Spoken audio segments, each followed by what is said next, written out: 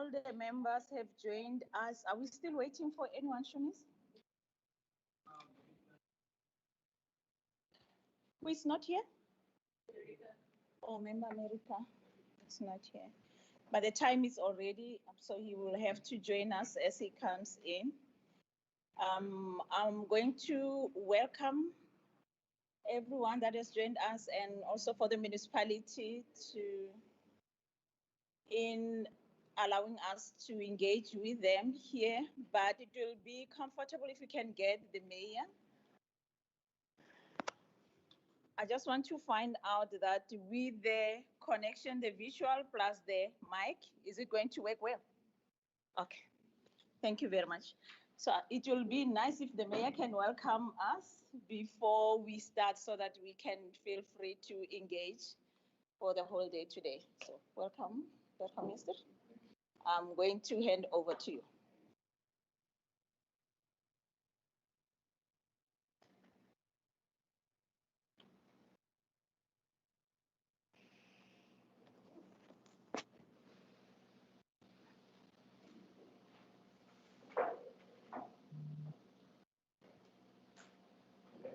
May I take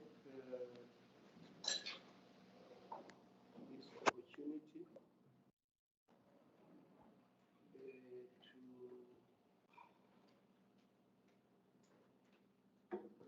Chairperson to first greet you. Thank you very much and welcome to Let me say.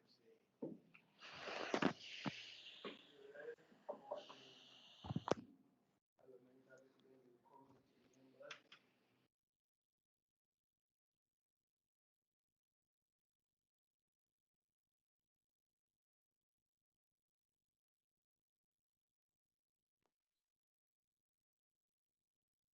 Chairperson, we can't hear anything.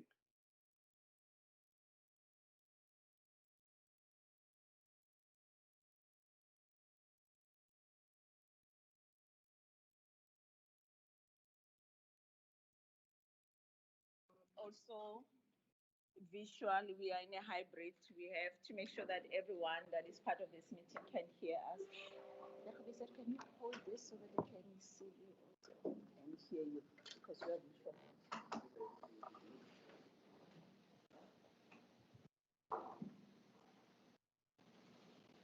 I think you can continue so that we can. The chairperson has allowed me. The chairperson has allowed me to continue. Switch off the mic.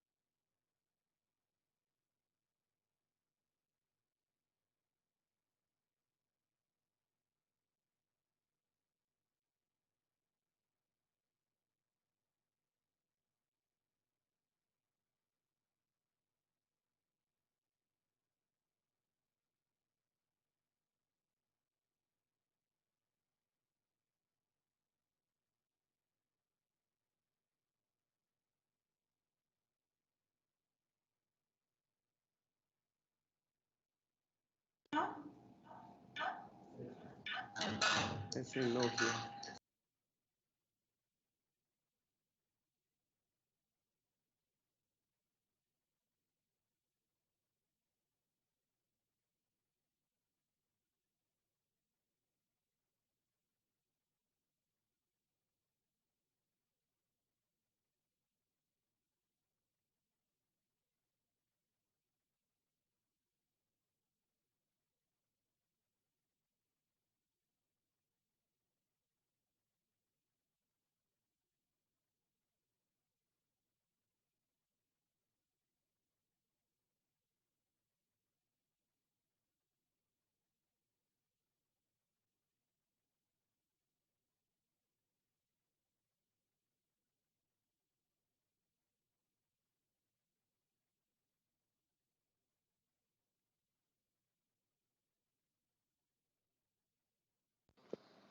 Is everybody able to hear? Yes, thank you, Ms. Jones.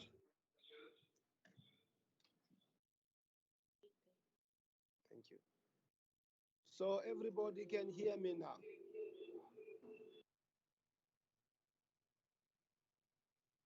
Affirmative. All right. I think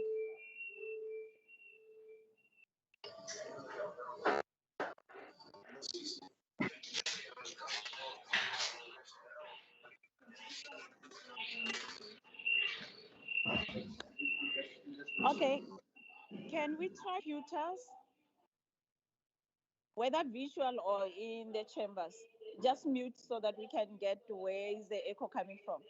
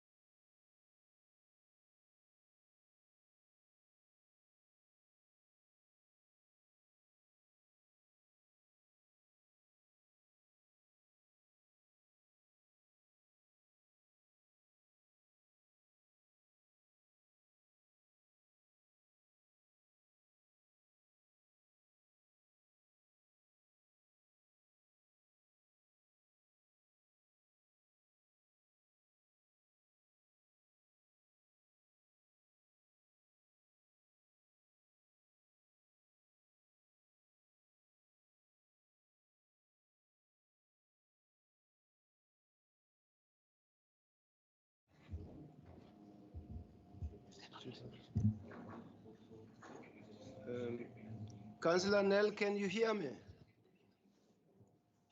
I can hear you clearly, Mayor. Thank you very much. We're back.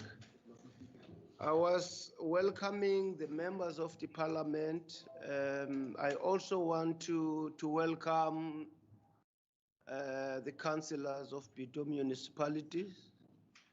Next to me, I've got the deputy mayor and the rest of the municipal officials. Councillor Swartz is also present here. I wouldn't waste much of the time because this technology is a bit bothering.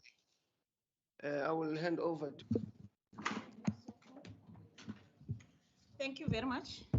And again, we really appreciate you having us today in this engagement. Just before the ground rules, I'm going to allow members to introduce themselves. And my name is Matlodi Maseko, and I'm the Standing Committee Chair for Human Settlements in the Western Cape Provincial. And the lady that I cannot survive without in this Standing Committee, Shumis Jones, which is our Procedural Officer.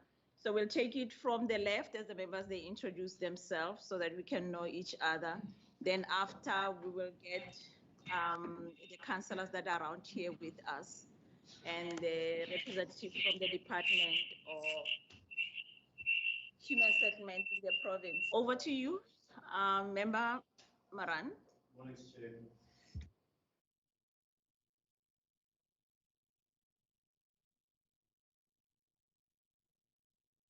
Mike. Can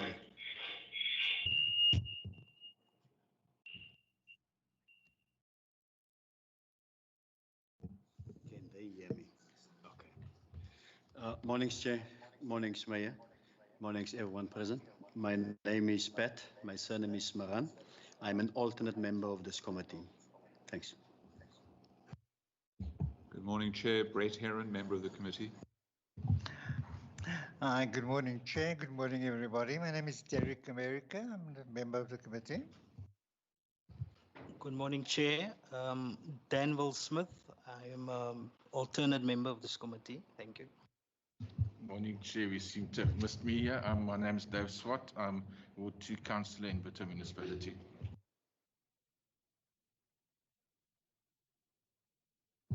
And Andile Namtu, Communications, Bitter Municipality. Mfundo Taliwe, Department of Human Settlement. Good morning, Chair, Mayor, members. I'm Pila Maesela from the Provincial Department of Human Settlement. Good morning, Chair, and everybody that is here. My name is Andy Lelili, the member of the Standing Committee for Human Settlement.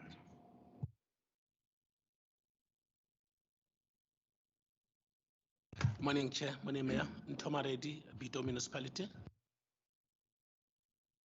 Morning, Chair. Mpumlele Kyushu, Bito Municipality. Morning, Chair. Morning, all.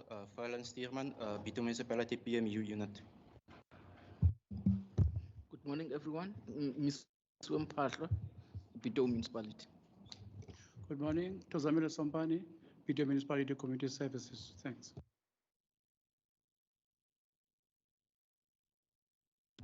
Good morning, Charles Lowe from the Department of Human Settlements.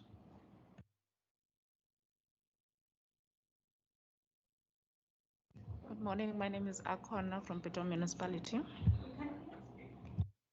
My name is Akona Nooloza from Bito Municipality.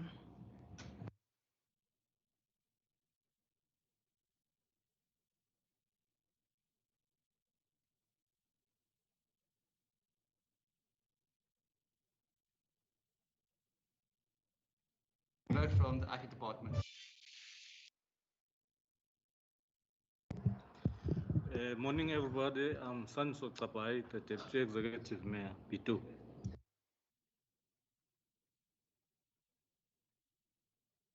I want to find out online if the department, the National Department of Human Settlements, do we have representatives that can introduce themselves, or the members that are joining us virtual? Thank you, Chairperson, and good morning to the members of the committee, the mayor, the deputy mayor, councillors, colleagues. My name is Joseph Leshabani. I am the Deputy Director General from the National Department of Human Settlements. I'm responsible for programs and projects management in the National Department. Madam Chair, to save you time, I am accompanied by 6 other officials, Mohapi Lilosa, Sanjay Agun, Tabang Muji, Sulufelang, as well as Etha. Thank you, Chairperson. Thank you very much and welcome. Member, can you introduce yourself? Good morning, honorable members, officials, councillors there in Bito. My name is Andrikus van der Westhuizen, and I'm also a member of the Standing Committee on Human Settlements for the Western Cape Provincial Parliament. And thank you very much for allowing me to join in this way. Thank you very much, member. And what is important is so that we don't struggle a lot, the videos have to be off from all that are participants there, and we are not going to experience any pressure for our systems. I'm not going to waste any time. We have to start with the. Can I just ask, it's not clear, are we joining on Teams? And if so, is there internet connection here? Okay, let's get that in order. Shamiz, what are or who's going to? Okay. Okay, so we have to tell the members how to do it so that you can.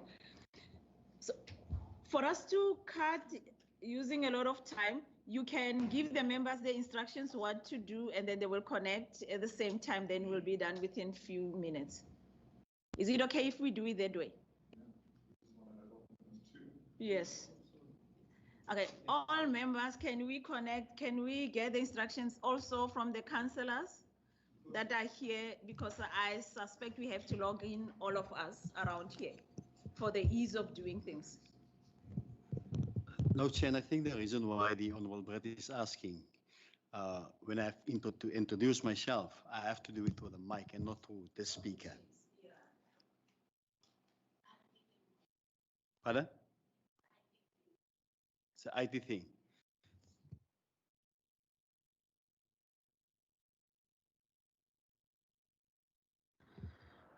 Okay, I need to apologize for that. I thought that if we are here, the mics will be the ones that we use without us depending totally on the teams. So it seems we have to depend on the teams. Do us a favor, tell us what to do so that we can quickly do that.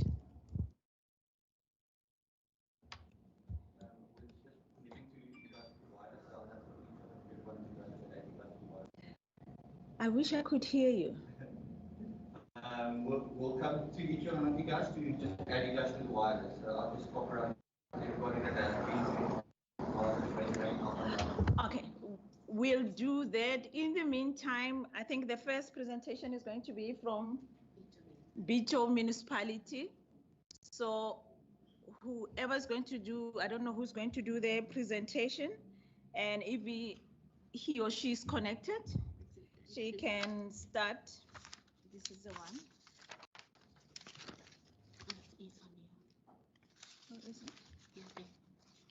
Okay, I'm sorry, I think it is Mr. Tozamile Sompani, Director of Community Services, the one who's going to lead us with the presentation from the Bito Municipality. So are you connected? You are? No, I'm connected. Let's check. Oh, you're connected, so you are okay from there. Okay. Okay, thank you. Over to you. Okay, thank you, Chair. Chair, good morning, everybody. All protocol observed. We're having bilaterals with national department regarding that are stored at the airport, and we're given 4 items to talk on. That the brief background and emergency houses, and the fact after there will be a walk-up of Krasuk, and all these protests were closing N2, and the most problematic was about us. And the fire break took place on that era, which no one knows what was the source of funding, but 71 houses from all those informal areas that are mentioned on the screen. Next slide. The municipality, because it didn't have enough finances, decided to request funding from the province and the national department response under the emergency grant funding, and a business plan was submitted. Subsequent to that application, next slide, please. I'm talking to the presentation, I'm not reading. Okay. Subsequent to that, National Department responded by sending a letter which was received on the 3rd of October, and with the amount that were allocated was 3.988 and 200. Those are the funding model would find to us. That funding we had conditions. One of the conditions that funding was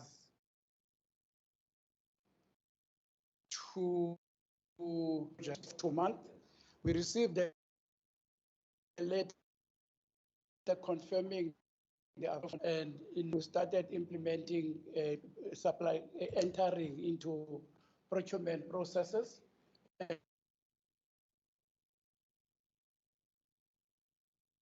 And the company was appointed supporting what is outlined there. What I want to bring to your attention, the company that we appointed, because of the time frame, we couldn't embark on the procurement processes according to the policy. So the deviation, which was the suitable option at the time. Then to construct fireproof houses as per the numbers that I got, then that was achieved. I think that we couldn't the relocation houses. So the relocation cost was not incurred or expended. I will explain in the next slide. The next slide. Then this slide explains the emergency housing grant approval, which I've already alluded to. And that was in November. And then there was a letter received from the National Department. The Minister of Human Settlement, India at the time, and Mrs. Kwacha, Deputy Minister, they visited the area, and Mr. Matikizela, they did a walkabout on the area. And approved the amount of money which was requested, and Mrs. Kwacha, Deputy Minister Mrs. Kwacha, donated a piece of land 562 because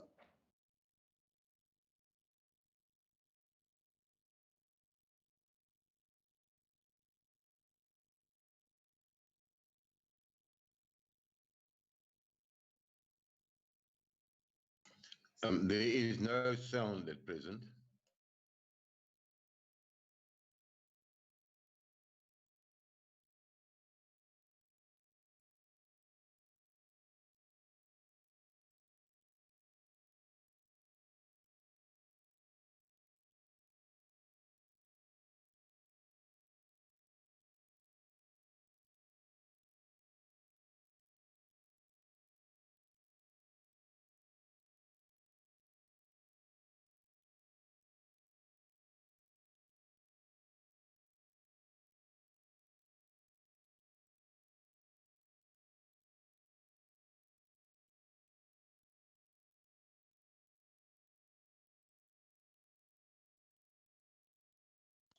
No sound. There is no sound.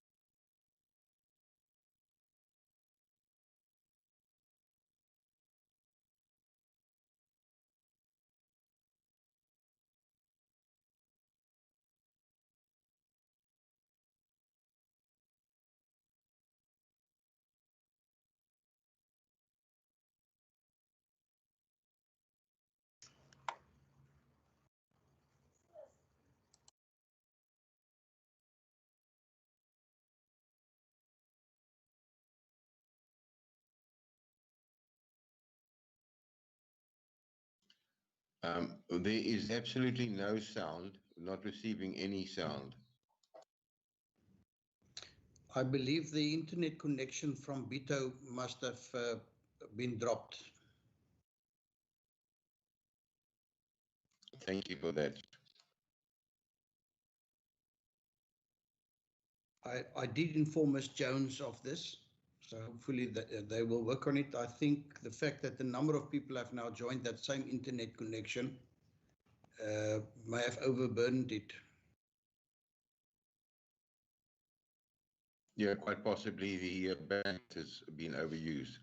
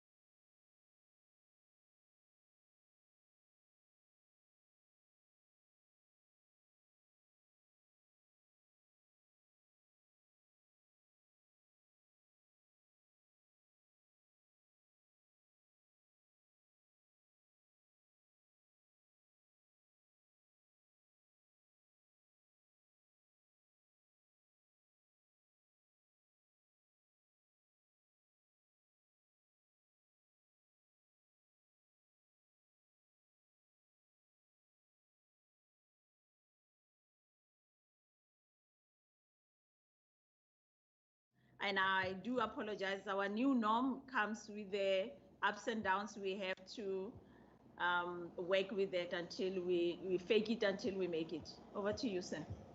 Thank you, Chair. Chair, I was on this slide, which depict the challenges in terms of human settlement programs. Those are highlighted, it's self-explanatory, I've already spoken them. Land availability is a problem. F562, which we need to build as soon as possible to decant the 728 people, but the problem is feasibility study. Also, the bridging finance sometimes haunts us. COVID-19 is also impacted negatively. Then there's a backlog of 15,000 and a catalyst project that has been delaying. Those are the challenges that we're facing. Can you go to the next slide, Icona? These are the programs that are planned for future purposes. They are self-explanatory. Yes, unless you want me to read them. These are what we will present to province and next province human settlements. Next slide, okay. Council took a decision to say those structures that are at aerodrome, they have to be donated to those areas. We approved that Kirland, they receive 17 units, Green Valley, 26 units, New Horizon, 9 units, Kranshoek, 16 units, Conoctula, Ward 6, 3 units. Next slide. Before, thank you, Chairperson. The problem that we're going to face here, like the area at the Green Valley, we're going to face a problem of service infrastructure, the services, water, and that has to be taken into cognizance when we deal with this. And most of those areas. Sorry, Mr. Sompani, I've got the instruction here that I need to ask those present in Bito to log out of the Wi-Fi for other internet usage connections. So if you are using the Bito Wi-Fi, just log out. There's the IT instructions. Thank you. I'm sorry about that. Continue. And I recognize the raised hand of Elric van Aswegen. Yes, Chair. Thank you very much again. Apologies. Problem is I cannot see the audio. But the slide, I can't see the slide. You cannot see the slide? Yes, ma'am. I do apologize for that because we are already on the thank you slide.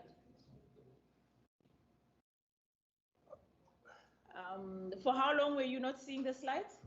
Just not seeing the first 2 slides we saw, and then we had audio problem and the slide went missing. And so then we didn't see anything. But it's fine, you can continue.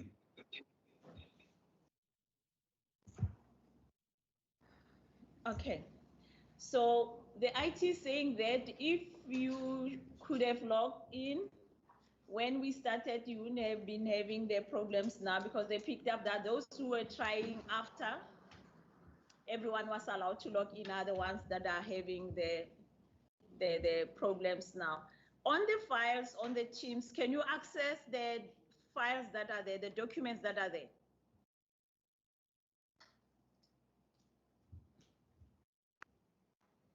No, unfortunately not, ma'am. But I think you should just continue. Okay. Okay, what we are going to do, we are going to ask IT to load the presentation in the chat box, and then you can access all the slides from there. Is it okay with it? Can you be okay doing that? It's fine. Okay, thank you very much, Sen. Last point, Chair. Yeah. Those material, they're going to be delivered to those areas as indicated on the slide. We are in the process of negotiating with the service provider to start immediately with the assembling, excavation, earthworks, and transportation and relocation of the families to those areas. But as I was saying, the only challenge we're going to face, the challenges that we're going to face in some of the areas, it's infrastructures, the water, the sanitation, the electricity. The municipality have to look at that, and province will knock at your door attending to those problems. Thank you, Chair. That's it. Akona, you can bring the thank you slide. I gave.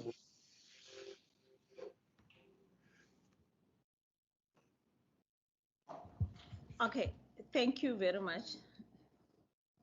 That was rough for us. I think the members also, it's a bit rough for them to follow with their presentation, but I think as we get the slides loaded on the site, it will be easier for them to use as we do the questions. And then we are going to continue. I'm going to ask that we continue with the presentations, and then after that we can engage in the questions. Member Smith? Chair, may I ask that, I know we are pressed for time, but I think it's also just fair and would do justice to members and even those sitting at their offices or at home, joining this meeting, to be fully in this meeting without disruptions.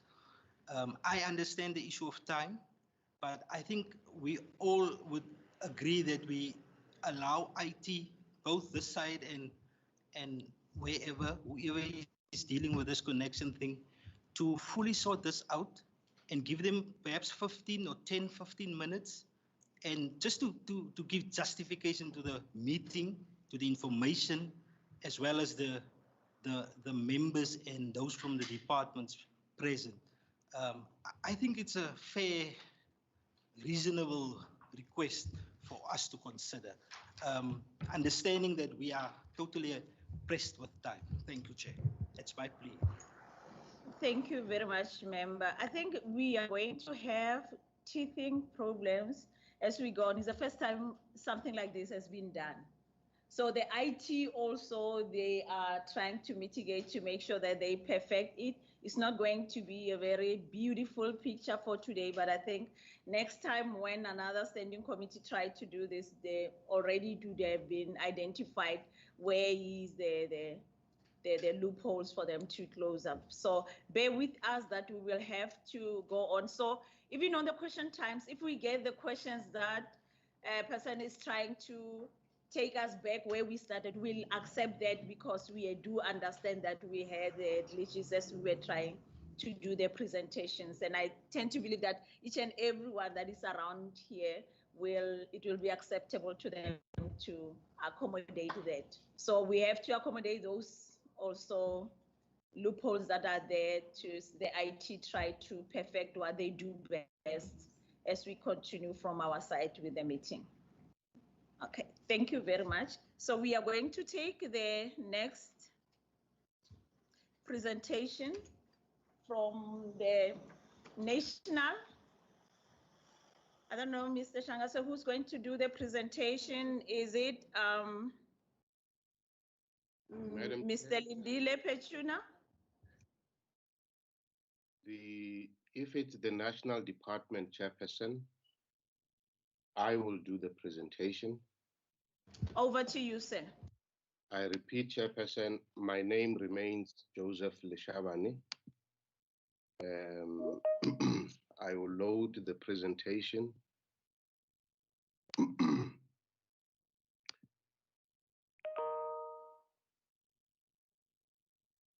Can the members confirm, Chairperson, if you see the presentation? Not yet. We are not visible. Any presentation yet. If I can ask you, Mr. Leshabane, do you have it? Did you load it on your files there that you can share from your side? I am sure, Chairperson, we can do so, Chairperson. I think it will be quicker so that you can be in control rather than this side. That's in order, Chairperson. Solofelang, Tabang Muji, anyone can load the presentation, they have it, but we'll also do what we need to do, Chair, as you direct. Let me get that sorted.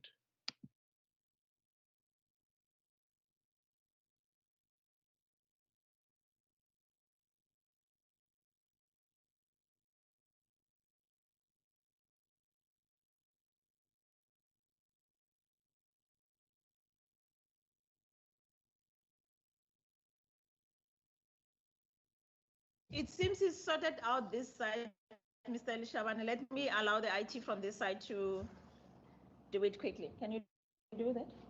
No, we didn't get it. You didn't get the presentation? Oh, okay.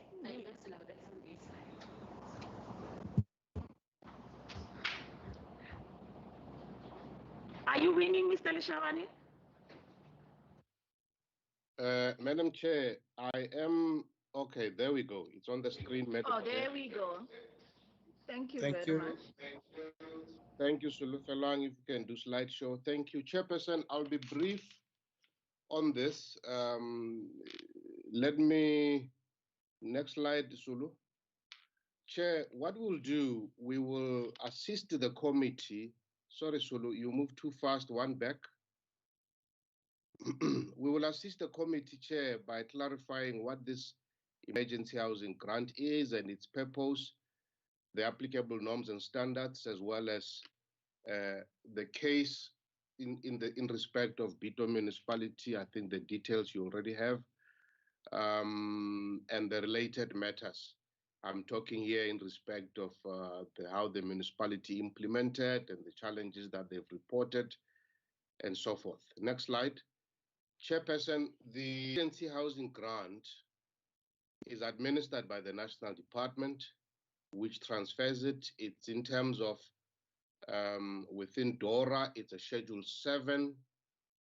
7A part of the grant is accessed by provinces. The 7B is accessed by municipalities. Of course, Chair, you may or may not be aware, this grant was introduced in 2018. As fate would have it, Chair, the introduction of the grant was inspired by and adopted by MINMEC during 2017. If you recall, there were devastating fires in the Southern Cape. And when MINMEC tried to pull together funds to respond, it proved difficult because all the provinces, even though they were happy to relinquish some of their grants, it couldn't be done at the time. Hence, MINMEC agreed to establish this grant. Next slide. Now, what is the purpose of this grant, Chairperson? It is to provide funding to provinces and municipalities to provide temporary housing, whether in terms of temporary residential areas or temporary residential units. This funding also allows for the relocation of affected households and the repairs to damaged houses due to disasters. Of course, Chairperson, the disaster incidents, we've seen houses being damaged, whether these incidents are natural or human caused. We've seen storms, we've seen floods, fires, sometimes unstable geotechnical ground conditions, and so many other matters. And Chairperson, that may also include violence, public violence, and so forth. Chair, just so that the committee has a full view, we thought we will also draw your attention to the fact that there are applicable norms and standards for these shelters. The more details are contained in the housing code, but in a nutshell, Chair, you are allowed to provide a shelter of at least 24 square meters. It may go up to 30 square meters, simply because there's flexibility allowed here. Also, Chair, the shelter that is offered must be appropriate for specific environment. You would appreciate, Chair, that South Africa has varied climate zones.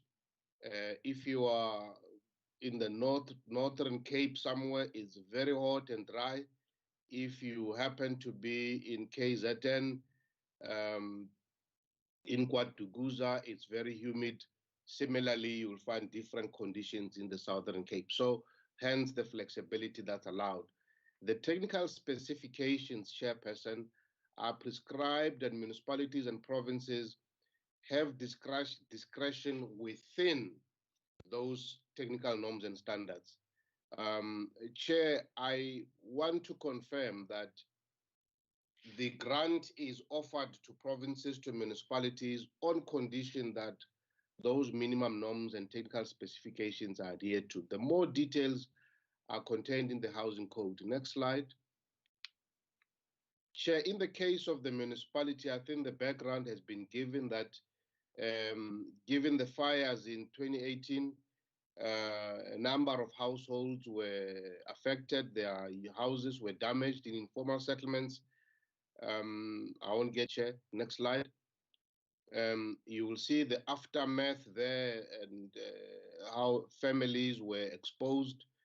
When we did the verification inspection applications, this is what we found on the ground, Chairperson. The municipality was also being damaged. Next slide. Chairperson, the municipality applied to the National Department to access this grant. The department approved the allocation to the municipality in the order of 3.9 million rands. What then remains for the National Department, Chairperson, or maybe I must highlight this fact, Chair. Upon approval, the National Department informs National Treasury, which then transfers the funds. We also inform the National Disaster Management Center, the Provincial Disaster Management Center, as well as the Provincial Department of Human Settlements, just so that we streamline all our response to this particular case. Chair, the department then undertakes periodic monitoring and verification of implementation. The municipality reports, but we dispatch a team to inspect, to monitor and verify whatever is reported. That's how we are very much familiar with what transpired here. Next slide. Chairperson, as per the earlier presentation, the municipality did procure materials for the 69 temporary residential units. I'm sure in your later inspection, you will see these materials. Next slide. They are currently in storage. I think I don't want to preempt what you will see, but that's what our inspections revealed, Chairperson. Next slide. Chair, I think it is a fact that is known that while the municipality went down the line to procure those units, the municipality then met with serious community complications. And I'm saying complications because at the time of applying, the municipality submitted to us the consultations they've undertaken with the community, but also the list, the names of households that were to be assisted. That's why we can then reconcile the numbers in that sense. But once the units were procured, the community was divided. There were a number of issues, contestations and conflicts. Identification of new beneficiaries became an issue. The households that were previously affected by fires now came forward to say, but why is it that you are assisting these ones with the recent fire, but we are still waiting? So there were those sort of complications, Chair. I do submit, Chairperson, that in interacting with the municipality, it became clear that the municipality needed to put in place an alternative plan because the units are already procured, they are delivered.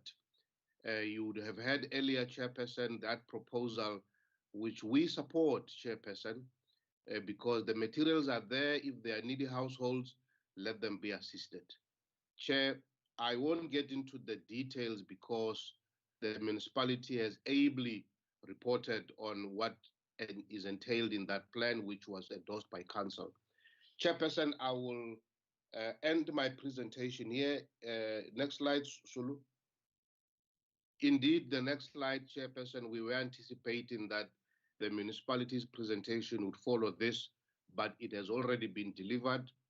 Chairperson, at your pleasure, we stand ready to respond, to clarify any further matters in this regard. I do thank you, Chairperson, and the members of your committee for inviting us to clarify these matters. Thank you very much, Chairperson.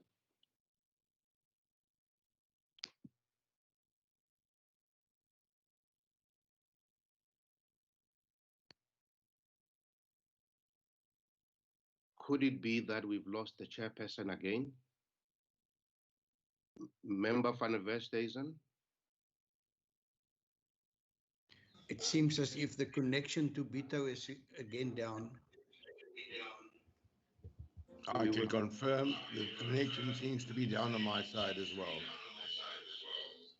But Okay. the member on this side, okay. They're back on? Okay, thank you very much. I'm going to hand over to the Department of Settlement Provincial if there's anything, comment or anything before we start with the questions. Thank you, Chairperson. I don't think the department has got anything further to add. Yeah, I think it's been covered by both the municipality and the national department. Thank you very much. And again, to all the presenters, thanks, even if we had at least, but we are maneuvering to make sure that we do cover anything that needs to be covered. So bear with us as we ask the questions, and it might be you already given us the information, but because of the IT challenges, we didn't see that information. I'm going to open up for the members for the questions. Is there any question? Okay, I'm going to start from you, Member Heron. Sorry, Member Heron, the IT, if he talks, he needs to switch on the mic or he needs to use the laptop. Chair van der Westhuizen, I can just confirm that we heard him quite well. Member van der Westhuizen, you have a hand that you can use. Please try to control yourself in just switching on the mic. Over to you, Member Thank you, Chair. Can I pose questions to both Bito and National all in one? How do you want to do it? Yes, you just have to give direction. This question is for which department? Thank you, Chair, and thank you to both Bito and the National Department for the presentations. So my questions to Bito really start with the allocation of the 3.9 million rand as an emergency grant funding. Was there a tender already in place to procure that material, or did you have to go out? And how did you procure that material so quickly? I noticed that the allocation was 57,000 rand per unit. Is that the emergency funding grant allocation per emergency unit, or was that a special arrangement for this particular event? Because I noticed in a later slide you have temporary relocation units at 45,000 rand a unit. So I'm just trying to understand why there's a difference in the value of the units. You spoke about an earth being donated. I assume that was an earth that was allocated or released to the municipality for a TRA.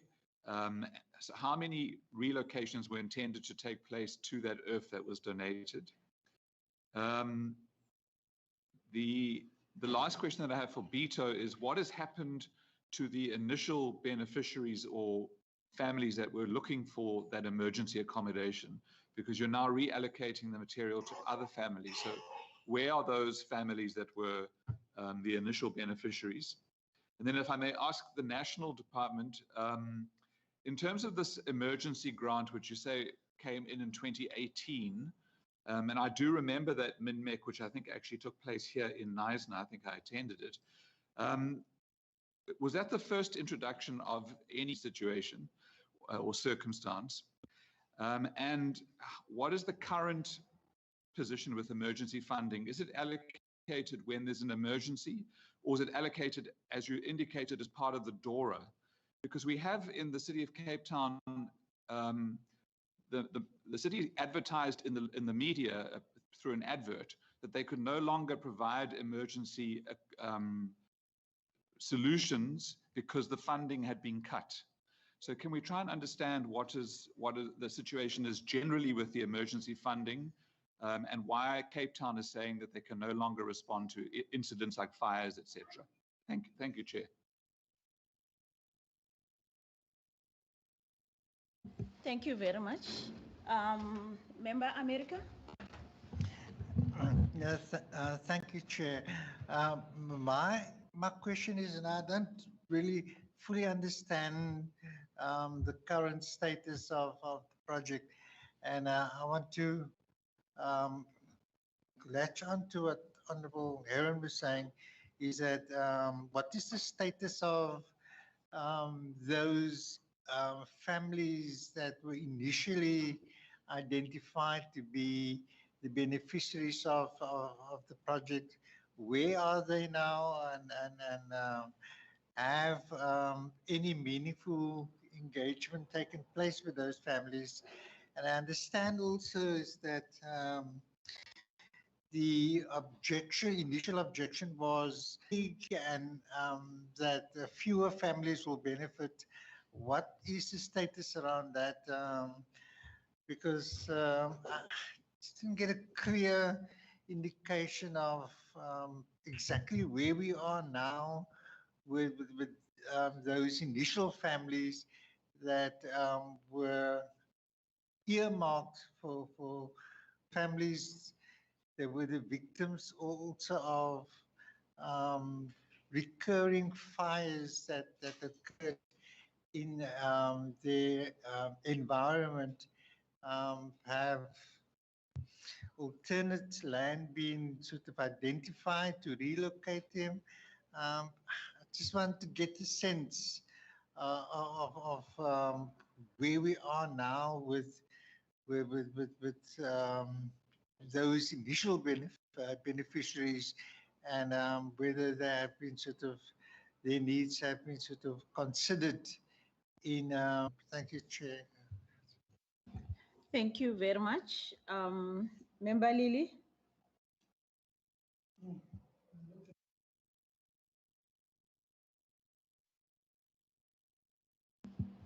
Member Maran?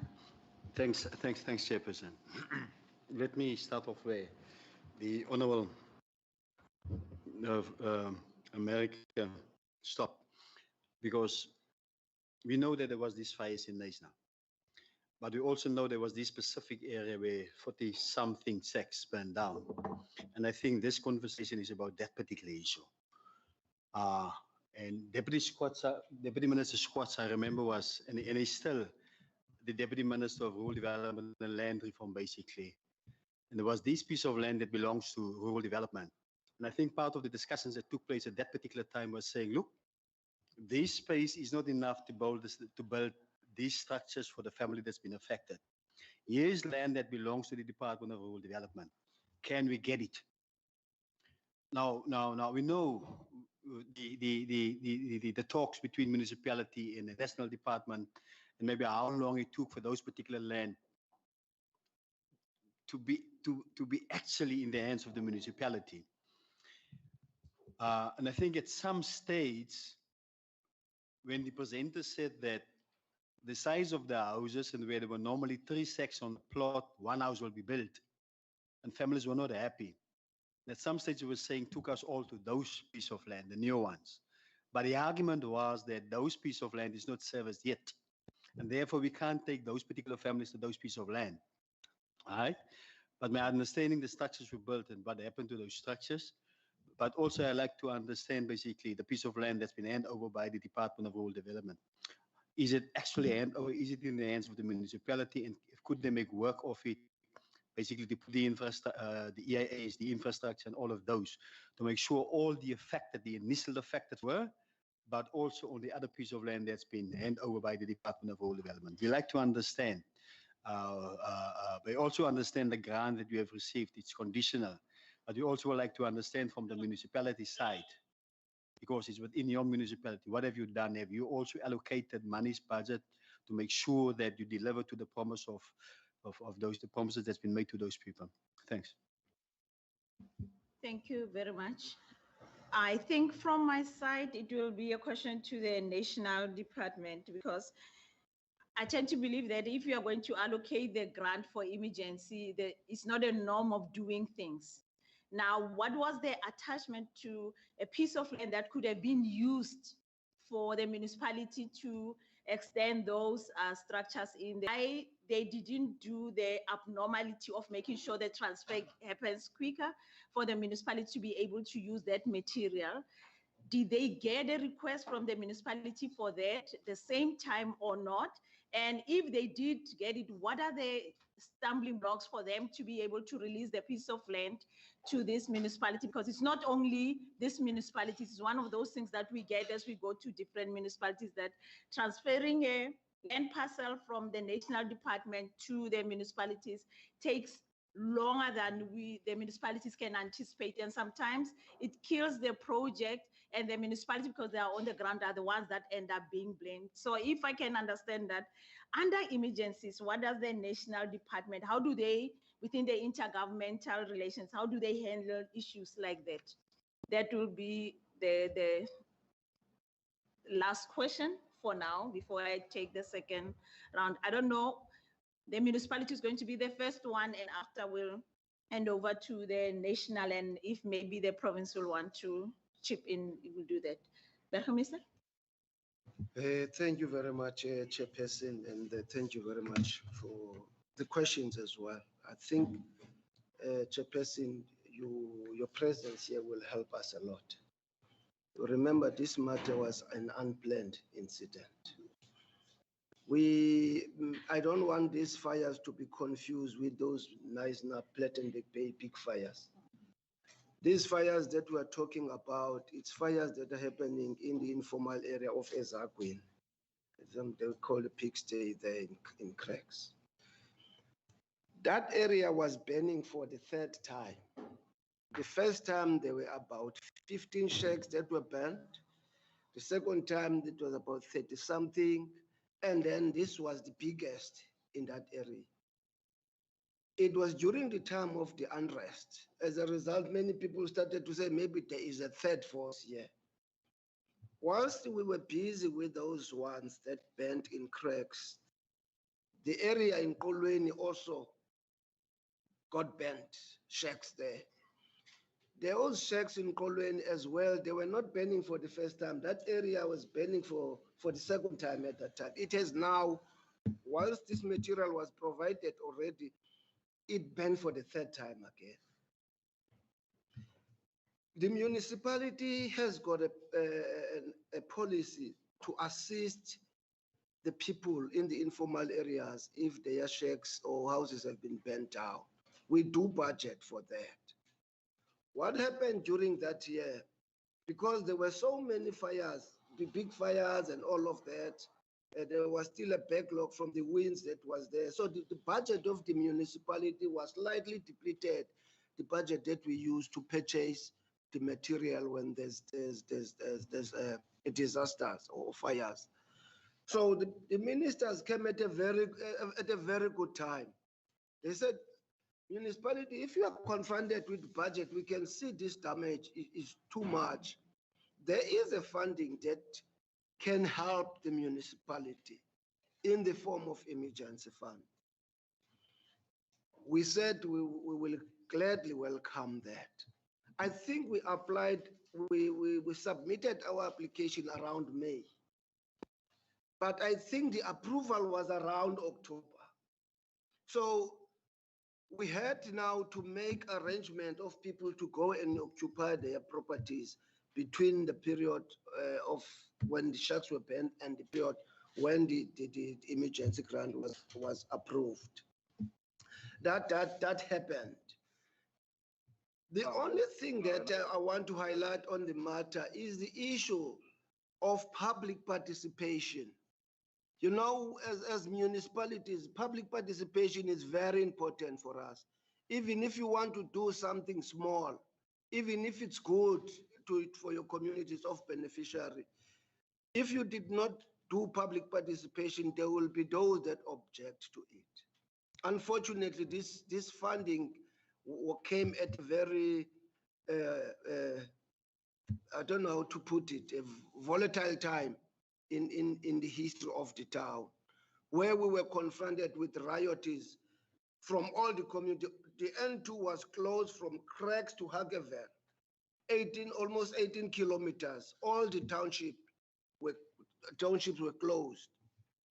So that granted emergency grant came at that time. We managed, there's a question that where are those beneficiaries? Some of the beneficiaries, between the time we applied for the emergency, we looked for funding, we had to speak to the service providers, and some employers, they started to contribute to build material for their employees. So when we said to be used, we are coming with this material now that is a fireproof. We want to build in those areas. They said, no, your houses are too big. The space here is too big. But there were some pockets of land where people did not build, but they said, we don't want these houses. They are too big. I think we should have, I want to be honest here, maybe if we knew, we should have actually went for a public participation process. That what size do you want? But it was, even if you say one size was not going to fit all, because one was owning a shack and they are having a tavern in that big shack, and one is owning a small shack. So one size fits all, usually it's always gonna be a problem in that kind of a situation. We thought that people will welcome that. Then this other proposal of another piece of land, we thought that those emergency houses will be built right where the shacks were burnt. But there was a proposal, why don't you identify another piece of land to build these houses? Don't you have nearby pieces of land that you can use? Yes, we said we do have. It's either you do an infill in between the communities or in between the houses. That process was going to cost a lot of money because you have to do a single infrastructure per each unit if you have to do infills, because it's small pocket. Then we said, Deputy Minister Squatter at that time, when they came with Mama Noma India Mfeketo, we said there is a land that was actually earmarked for that community housing development from 2007. Can you please speed up the process? They said verbally, you can use the land, we have agreed, and then the paperwork will follow. Indeed, the paperwork took longer. I was informed when I was asking now about that land that this week. That land has been given to us. We received a correspondence from National on the 21st of February this year. Only this year, on the 21st of February, that we are given now a certificate that this land is given to us. Whilst we were busy with this negotiation and the transfer, we were told that you must first, you cannot do anything there without doing your EIA. You must get your EIA permission if you want to put those houses there. There is no infrastructure in that. The community was complaining about that fact as well, that there's no infrastructure there. But despite the EIA can allow us at least to use that land, because this is a land available. We were told that yes, there is a piece of legislation that you can use, but that legislation allows you in a green field or brown field to only use 1 hectare. If you want to use it for emergency or you want to build DRA, you cannot use more than 1 hectare of that land. Once you do that, you will compromise your project. Your project will be compromised to such an extent that it will not get approval from the relevant department, because they will say you have impacted negatively on the environment. But if you only use 1 hectare, it won't have that kind of a negative impact and to negatively impact on your project. And and approvals. So we were thinking of using that 1 hectare. But you can imagine now, if you want to use that land, you don't have permission, it's not yours. You now have to build, to use that 1 hectare, you need to have infrastructure. And you must start to do this thing in a land that does not belong to you. You don't know what is going to come out and all of that, whether you will tamper with the IA approvals or not. So we will be grateful if now that we've got the land and permitted, we've got a budget that we've put aside for infrastructure development there, which was 1.5 million. But because of we will not be able to spend this money because we didn't get permission for and approvals. So we want to start working on that land and maybe to use some of this emergency. And yesterday I was even talking to the provincial human settlement minister. He said he will support us again if we do a TRA in that land. So if we then are able now to budget for infrastructure and use those emergency houses, whilst at the same time the province can still use the very same services for the TRA. So that's what is happening there. The material at the moment is at the airport. The beneficiaries have been provided with material, but it was the old way of doing things.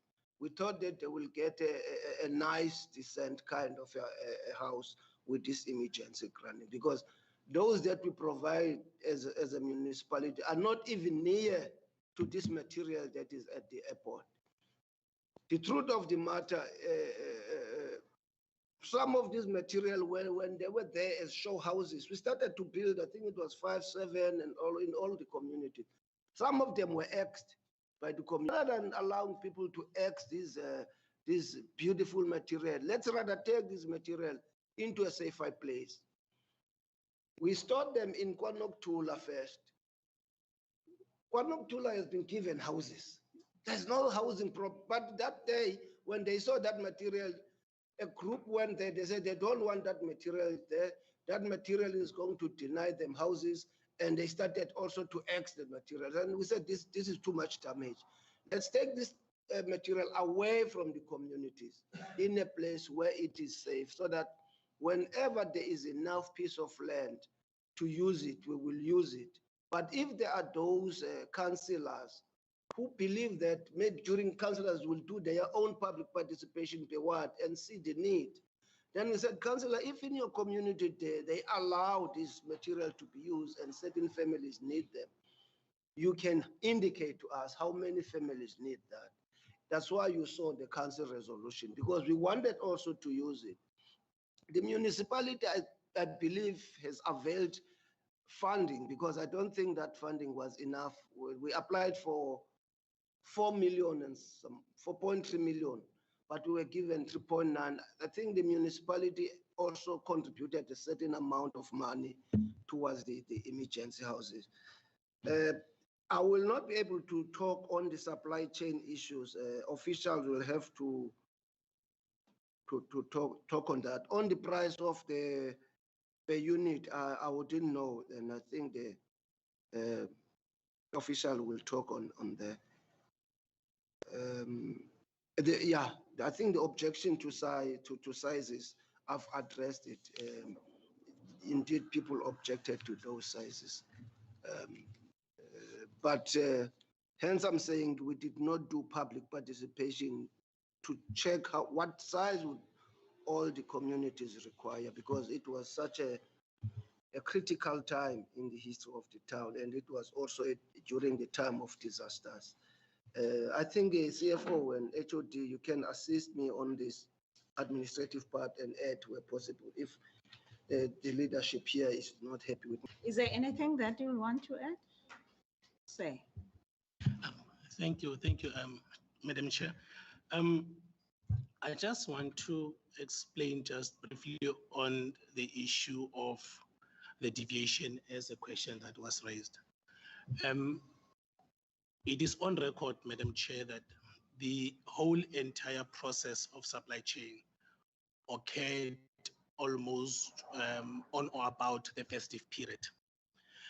And at that time, when we received an application for a deviation, we as finance department then, we considered all the aspects of going to the market. But as I'm saying, in terms of our supply chain management policy, section 36.1.5, it allows us to go into deviation when it is impractical for us to going on a normal tender process. And the reason that they are off, I think at some stage, lately we even received a communique directly should occur between the 15th and the 5th of December and the 15th of Jan. So we know in most cases it's practical at that time because you will never find anyone who will want to bid. And because of the nature of the funding that was at our disposal, looking into the situation that the municipality was, we as finance department, we advised the user department that the only way for us to be in a position to expediting the fund is to deviating. So it is on that regard that the deviation process was considered. There were certain aspects that were considered, when we chose the supplier in terms of, the CIDB grading and because we didn't just not take anyone. So the question of the deviation was supported by us as a finance department, and we have even issued a procurement order to the supplier that, or the service provider that was acquired at that time. I just wanted to include that one. Thank you. Thank you very much. Director, is there anything you want to add? No, Chair, thanks. I think they've said it all. Are we covered from the member Heron? Sorry, Chair, maybe I missed it, but we didn't get an explanation or understanding of the pricing of the units, where the 57,000 Rand is the actual amount allocated. Why is there 45,000 Rand for other units?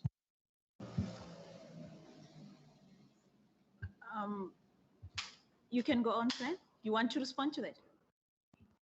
Director or Burgemeester, give direction who can answer that question. It's 50,000 per unit, 57,000 per unit. And then I think National is talking about 45 or something of that nature. Oh, maybe I'm wrong. Then the 57,000, I'm not sure what was the breakdown on the, because it was a conditional grant. Maybe you might be able to explain in terms of the conditional grant what exactly happened. Answer, can member Heron ask the question again so that you can get the gist of what is he asking? Thank you, Chair. It's a clarity question, really. The amount allocated in this case was 57,000 Rand per unit. Later on, the director or HOD showed slides of other projects where there was emergency accommodation provided, and there were TRAs where the amount allocated was 45,000 Rand per unit. And I'm asking about the difference between why on one hand 45,000 is allocated and 57,000 is allocated in this project. So the question is really, is there a fixed amount, or is there a reason for the difference in the amount? Okay, before you come in, Mr. Lishabani, I see your hand is being raised. Thank you, Mr. Lishabani. Thank you, Chairperson. I am noting that you were still affording the municipality to reply to the questions. However, there are some parts that would relate to the national policy. I thought I must assist the committee in that regard. Chair, the two questions that Member Heron posed, one relates to the quantum of the, let's say, the subsidy allowable for temporary emergency housing units. Chairperson, depending on the technology that is used and its performance in line with the minimum norms and standards and the technical specifications, the maximum that is allowable is 64,000. That's one part. I thought it's important. In this case, the municipality sought the 57,000, informed by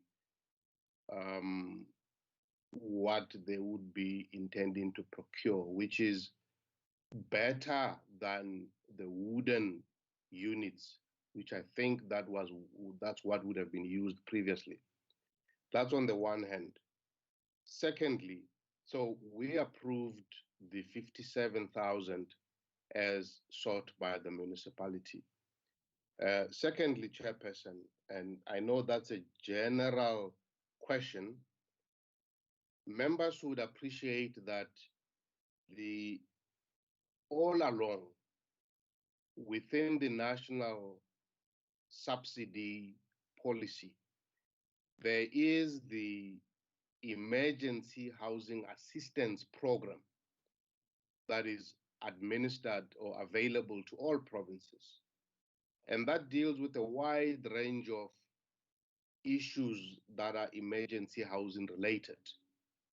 Annually, within their allocated grants, provinces would make provision for this program. Usually, provinces make this allocation to respond to known cases where there's a need for emergency housing assistance. So that is historical cases, which is fine. However, MINMEC took a view to expand on that policy, to introduce an emergency housing grant, a dedicated grant, which stands unallocated, which means whenever there's an incident, a province or a municipality can apply to get that, to access that grant, which is what happened here. Now, the further question there, the member Heron also indicates the city of Cape Town reported its inability to continue to respond because budgets were cut. Chair, I submit that the assertions by the city of Cape Town must be understood and read in the context that all budgets were cut. All grants were cut. The USDG that the city receives was reduced. The HSDG that the provinces receive was reduced. So it wasn't necessarily an isolated matter. Nationally, budgets were reprioritized in order to respond to the COVID pandemic. That being the case, Chairperson, it only meant that you could only achieve certain interventions within the resources that are available. I will leave it there, Chairperson. I hope that clarifies the matter for the committee. Thank you very much. Thank you very much, Mr. Shabani. And over to you, sir. So you raise your hand. So that was a total costing of 57,000. From what I understand, the supply has been paid in full, and I don't know if we've got any recourse to claim back the labor and relocation costs, which he has been paid for, but which that service has been rendered. And we're now finding obviously additional costs in us erecting those units for the beneficiaries that have been identified. Okay. Sorry, I didn't hear that already the labor has been paid over. Well, from what I understand, the contractor, but the only services provided is to supply the materials. So he hasn't constructed it for us, but there was a construction cost in it, and there was a relocation cost as well for the beneficiary. Okay, so the contract has been paid before they even start the job. I believe so, maybe financing. Interested to hear how does it work, why the contract has been paid before the job is done?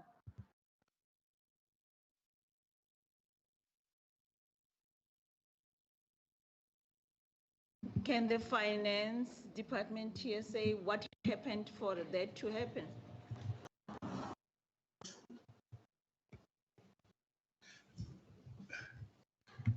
Uzophendula.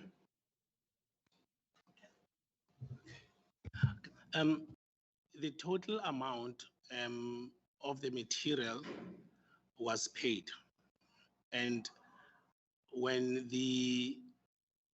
I think there was a miscommunication between the finance and the user department because of the whole entire amount was inclusive of the labor component. But in terms of the order was not itemized as such. And I think that's what I'm saying, that was the whole misunderstanding between the finance and the user department. When we picked that one up, we raised it with the user department and with the contractor. And the assurance which we were given was the contractor is on site, is busy working. It was a pity that the contractor was not welcomed by the community, resulting to the project stalling. As I'm speaking to you now, there are communications with the service provider to come and continue the work. And there was a letter that was signed by the MM's office to the service provider instructing him to be on site. It was just that minor oversight. I think there was a miscommunication due to the itemizing of the order, because of when the order was raised as the whole amount of the 3.9 was never actually itemized on the supply chain system. Okay, over to you, sir. Thanks, Madam Chair. What was not included on the business plan, the work that was being done by the service provider was the excavating and clearing the site for that the start construction. It was in that process when the protest, the uprising came from the communities. The service provider was the monies for excavating and clearing of the site was not part of the 57,000. And then it was additionally to that one. That's part of the work, the money that was not included. Hence, you see that the invoice was paid. Thanks. Okay, I do understand, but the gentleman there just broke down everything there that for the TRU house is this, the labor that, and that is so. If the business plan didn't include that breakdown, but he has those figures, where did the miscommunication happen? Because the payout as it goes out, and you have a business plan that is saying that for labor is this. I understand if you go and buy, yes, the material you have, you pay for that. But the labor is something that until you see that you have a structure there is and that you can pay off, because you still have to do the inspection to check that what you've been promised is what's been delivered. So with that miscommunication to pay before you can even see the structure that is there, what was the motivation for that to happen? Who paid the money to that contractor? Yeah. Madam Chair, as I've earlier indicated, look, obviously, with us, if the order as processed on the system is not itemized to reflect the, this is the labor, this is excavation, if it's not itemized as such from the user department or supply chain, I think, as I'm saying, there could have been a misunderstanding as to who was supposed to do the itemized. I think maybe as the time when the requisition was loaded could have been loaded and by someone who, did not communicate with the whole entire management of community services. That is my thinking. But when the order was finally signed off by a supply chain, the itemizing was not there. So if the itemizing is not there, on our side, if it just says material or it just says colony project, you will not know colony project, what is for the material, what is for the labor, what is for transport, and if that is not itemized, such errors will always occur. But we managed to pick that one up. It's not that maybe we managed to pick that one up when we raised it with the user department. They said, no, but the contractor is on site and he's busy with the construction. So I think the comfort of us was, okay, he is busy, he's doing. But after we learned that the community is not welcoming the whole project, it was when we said, but we've already paid. Now we declared that as a regular expenditure in our book. We did declare it. It was to audit committee, it was to AG as such as declared. So that's all what you can do in the event where you incur an overpayment of such. You declare it according to the regulations. And as we're speaking, the municipality has requested the service provider to report on site to start commencing the work. Thank you very much. Just a quick one. When was that paid over to the contractor? And when did you pick up that there's a problem? Which year was it? The whole thing, it occurred, I think 2019, if I'm not mistaken, somewhere there. 2019. 2019. The payover was 2019 also. Okay, I'm going to hand over, Mr. Shabane. There are other questions? Okay.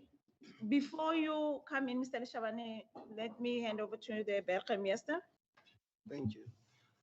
I questioned this to the HOD. One was he informed me that the material was not at first stored at the airport. It was stored somewhere in Kwanuktula in our waste transfer station. And the company said, if you want me to remove this huge material again to the airport, it will come at an added cost to you as a municipality. I have brought my machines were on site, they were working. I've done my work, and you'll have to pay me for the work that I've done. It is not my fault that your community does not want me to continue with the work, but the work that I've done, I've employed people and they've been working, you have seen them, you will have to pay me for that as a municipality. It was a lot of contest and fighting with the contractor as well. There's been a correspondence on that regard with the contractor where they were demanding that they were on site. It is not their fault that the community does not want. It's a pity that Councillor Swart is our councillor. It's something that he could have just raised in the council meeting, but I'm grateful that he raised it in this platform so that we can also be able to get advice from national and Okay, I'm going to hold, I'll come back to you. I'm recognizing your hands, but I want the national also to cover us with some of the questions that they did receive, and we come. I think it's one of the conversation we'll have for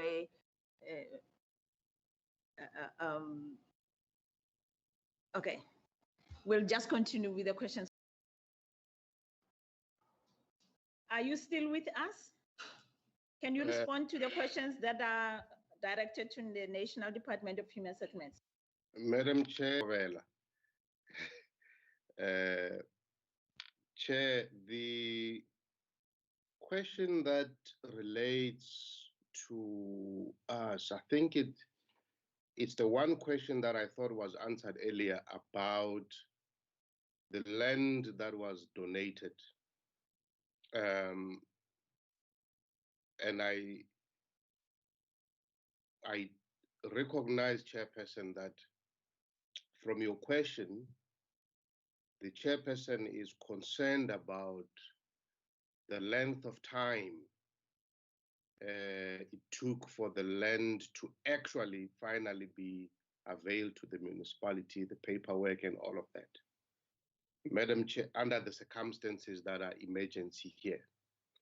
In my view, Chairperson, I think the department and the municipality, and I'm talking the Department of Agriculture, Rural Development and Land Reform, they potentially could have agreed to exchange a power of attorney that would allow the municipality to proceed. But I am not privy to the details there, Chairperson, because clearly it's another department in that respect. However, Chair, from our side, that's a matter that we will take up going forward, but it's also a matter, Chairperson, that we will seek to strengthen the emergency response, because you can imagine, Chairperson, if people's houses burn down today and it takes 2 years, a year to avail the land, what happens in the meantime? I think that's the concern that we should all share. So, Chairperson, in as much as the land issue has been resolved according to the municipality's report, I think we will take up the matter of the time it takes for that land to be released. Not only in this case, Chairperson, perhaps generally, especially where a national department, whether rural development or public works or other, is involved. That is all, Chairperson. The other questions were directed to the municipality.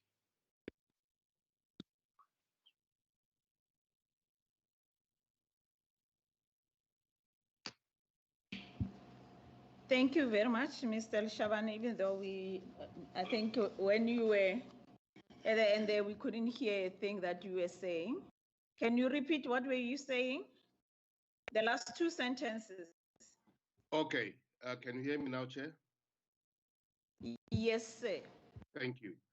Chairperson, I was submitting to the committee that the matter that we will take up as a national department in support of provinces and municipalities that are responding to emergency cases, it's the one where the speed at which land is availed, if it is in the national hands, we will assist in ensuring that we find a better way, speedier way for the municipality or province to access that land. Thank you very much, Chairperson.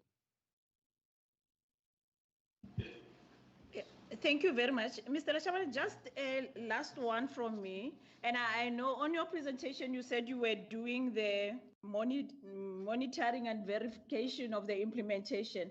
And the municipality is saying the delay also that contributed in all this was to get, like you suggest, that if they could have used the power of attorney for them to be able to access that piece of land.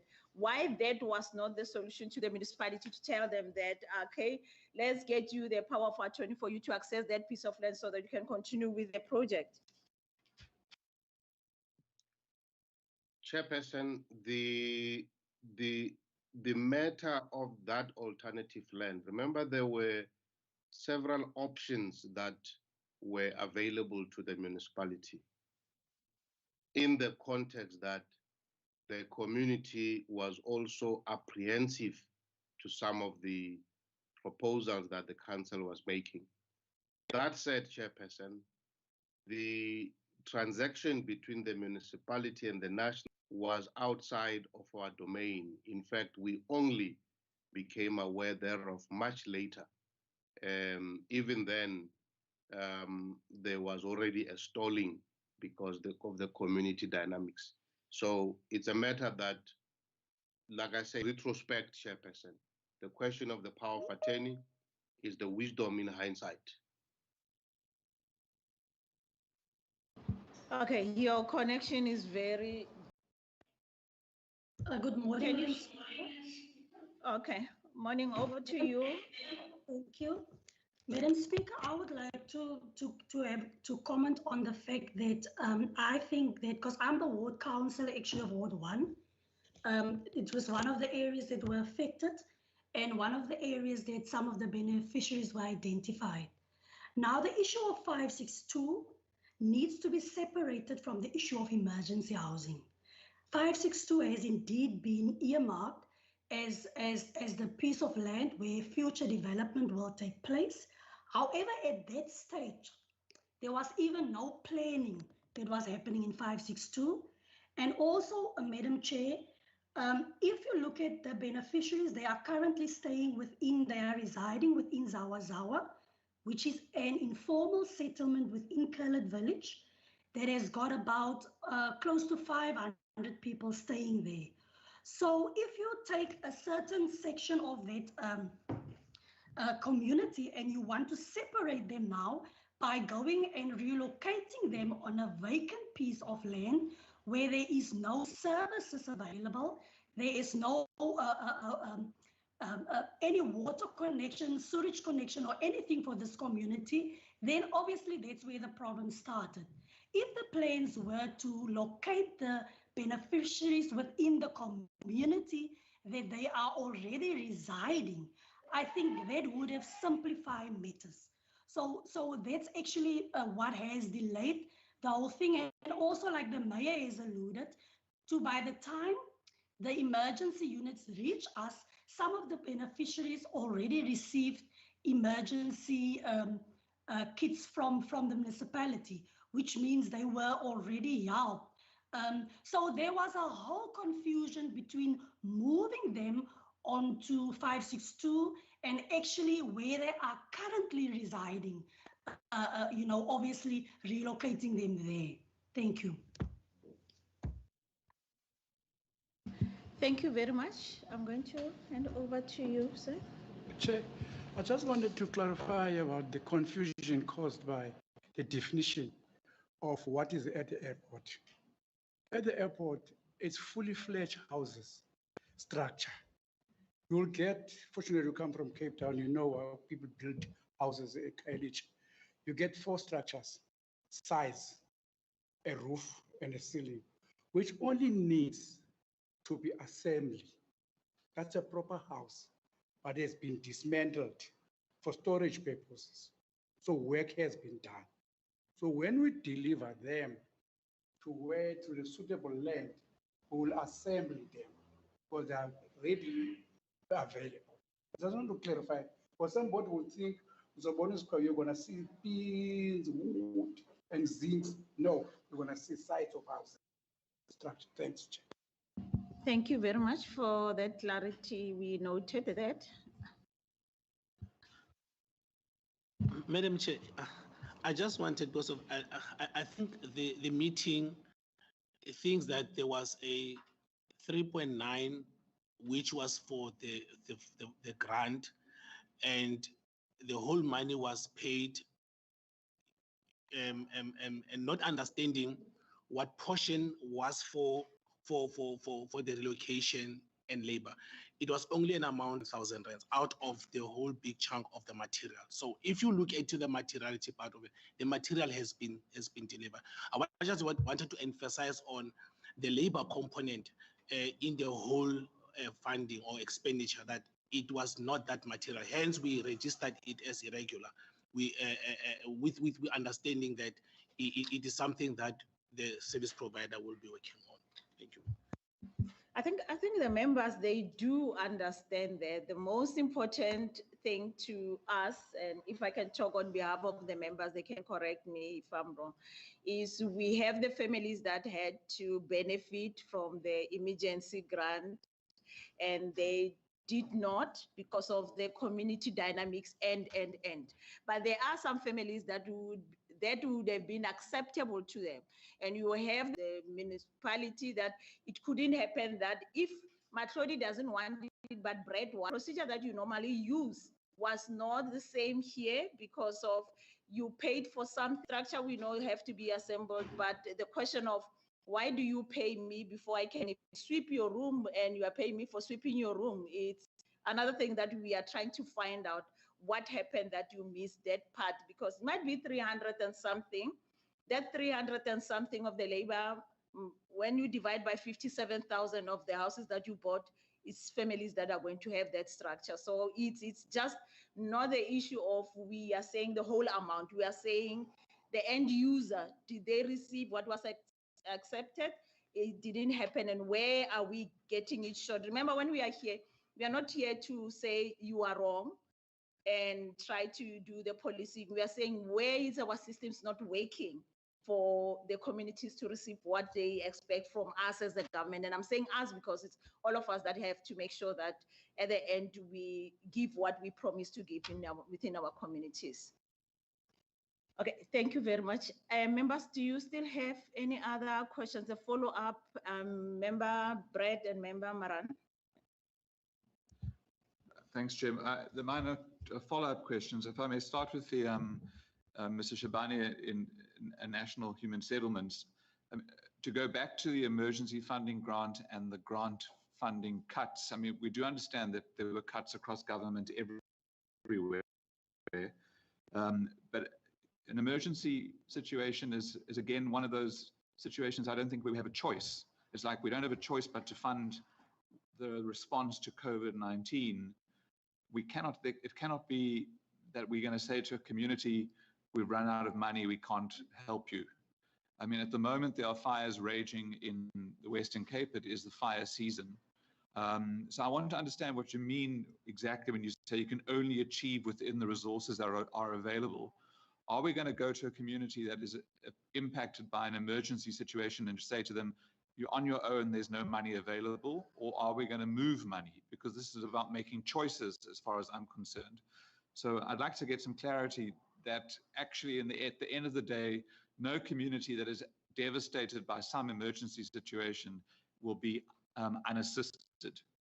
And then if I can just go to ask the Bito municipality whether they would, given that the mayor indicated that there is a policy to assist families that experience emergency displacement, and whether the finance department and the housing department or the municipality doesn't put in place a proper tender, rather than every time there's an occasion, then you are scrambling to follow a deviation. I mean, surely it would make sense and it would be good governance to put in place a term tender that allows for you to draw against it if you ever need that situation again. I'm sure the pricing would be better and you wouldn't have to follow a deviation process. Thank you, Chair. Sorry, Bergmeester, I'm going to take the question and then after you can be able to respond. I'm going to recognize Member Maran and after Member Andrikas van der Westhuizen, it will be after Member Maran. Thanks, Chair. I just wanted to check on the piece of land because my understanding was the piece of land in the end of it was for this particular community also to be accommodated on because the size of the land where they have stayed was too small. That's my understanding.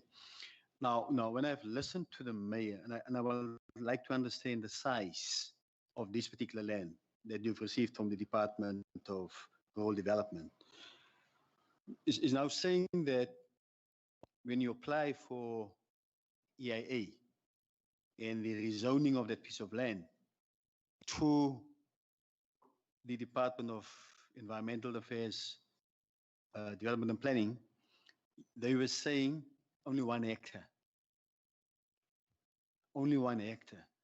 I would like to understand the whole size of that particular land.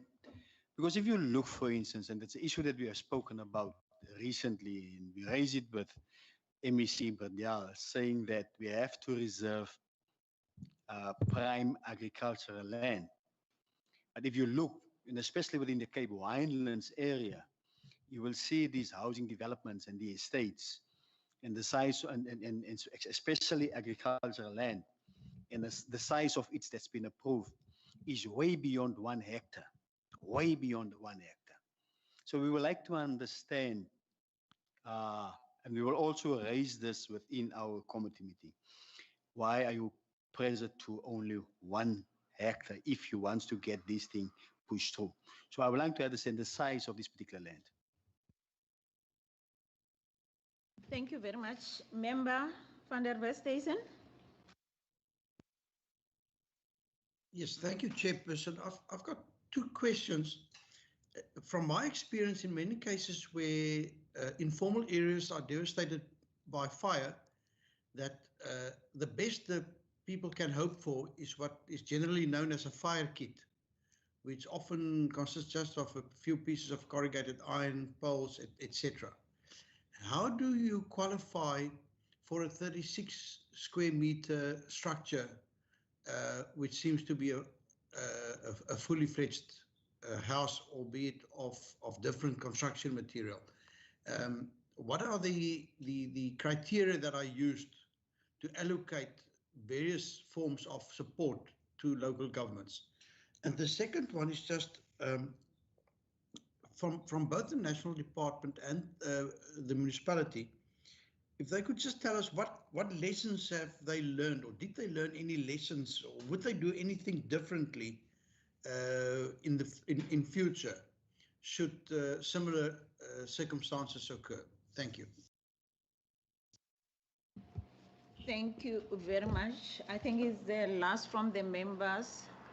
I think from me, the last one, it will be, to one extent, was the community involved from the onset, as they were the ones that were the victims of this, that after you procured, you didn't have their buy-in. So when were they involved in the process? When did you do consultation with them for this project? Burgemeester? For the victims of the fire, for this project specifically, when were they involved? Before you requested support or after? Over to you, Burgemeester. Thank you very much. I think I must start with this last question. It's a bit, we were in a community hall when the ministers presented on the emergency houses, called the entire community, and the beneficiaries were there, because we had to talk about those that were affected and the entire community on the database for housing. So that's where the promise was made.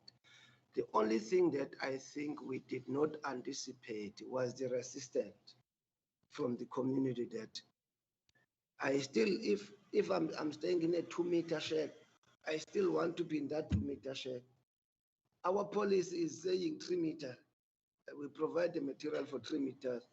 And then at times when that 3 meter becomes bigger, and if somebody was in a 2-meter shack, and then the next door is going to say, no, no, no, this was my piece of land. It used to be a space, you can't occupy it.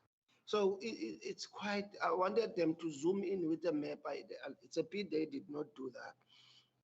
As we said, that area can accommodate 74 RTP houses. But currently you will find 728 shacks, household there. It's not numbers, it's shacks, household that are staying there. You can imagine 74 versus 728 household. So they were told in the community hall, but they were expecting the old way, the material, and some of them, they used to say, we want to build it ourselves so that they can accommodate. Just leave material here, we will build it ourselves. So that was a challenge, yes. Hence I said public participation was not really properly done. Or there's a question on the supply chain of material. It's a very good question. But fortunately, that's what we're doing. We went out on a 3-year tender, and a service provider was appointed to provide the material, because it became very expensive to start to want to procure when the shacks have been bent out. You have to follow all these supply chain process.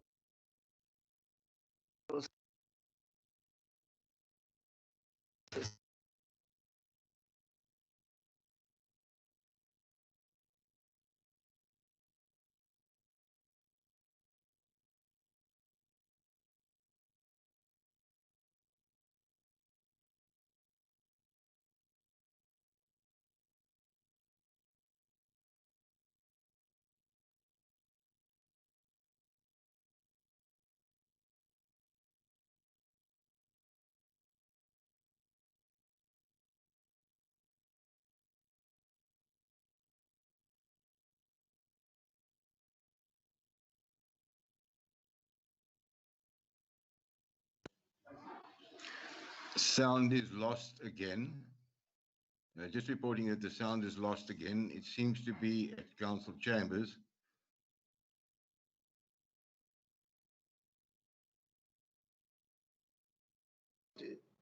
In fact, we wanted to use the land at large, but they said you can only, if you don't have an EIA permit, you can only use 1 hectare of that land. Otherwise, if you use more than 1 hectare of that land, your project will be compromised. It will not get approval from the relevant department because you have tampered with the environment without a permit. But you can tamper within for a 1 hectare kind of. That's what we were told because we wanted to speed up. The zoning part of it, that land was mostly an agricultural community. It came as a condition to us that when it was donated, that about 15 hectares of it must be reserved for agricultural purpose, and the rest can accommodate housing. So there is that plan, and it came as a condition when we were donated that land, that there should be agricultural project. Out of the total of 87, yes, about 15 hectares should be reserved for agricultural purposes.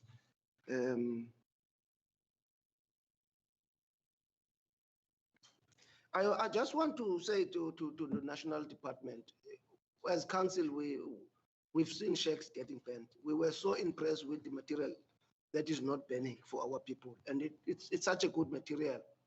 We needed it. I think National gave it out of good intentions. We apply out of good intentions, but we never expected that our communities, I don't want to say they were not grateful in this case, but it's something that should have been welcomed. But I think there are costs involved that I think everybody will be concerned about. So do I. Those costs are, there was work that has been done by this company. The material has been done and all of the money has been spent.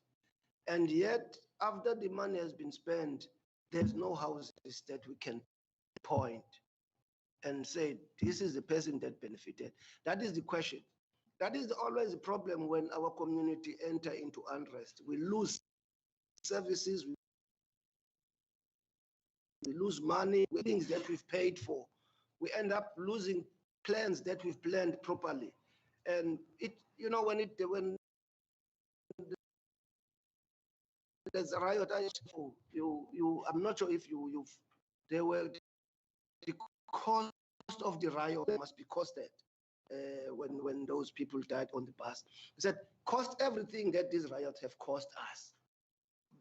The cost of those riots includes this kind of cost in this project as well. But council cannot fold arms and say, National must come and assist again.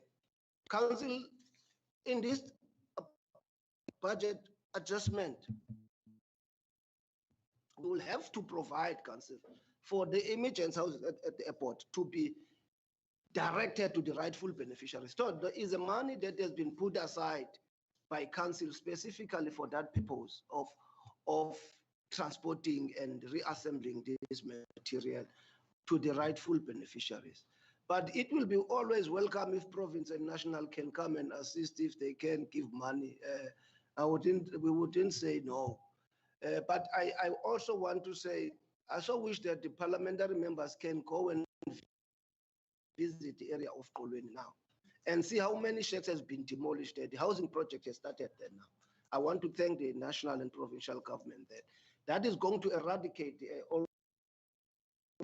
almost half of the Kolweni shacks. We've already built a TRA, which I sometimes believe that people are confusing this emergency housing with the TRA. These emergency houses are bigger than what is there in the TRAs. So it's something that I think maybe members can go and view that as well.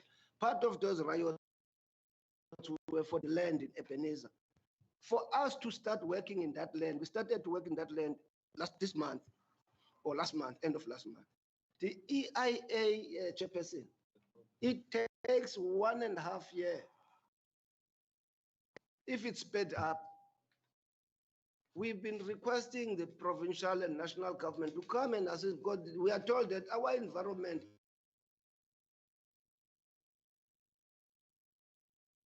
do anything. So just to apply, before you can even start a development, you need first to get that permission of EIA permission, which will take you 1.5 years for it to be processed. The quickest was 9 months. Now you've got this amount of money that you must spend, and EIA does not allow on the one hand.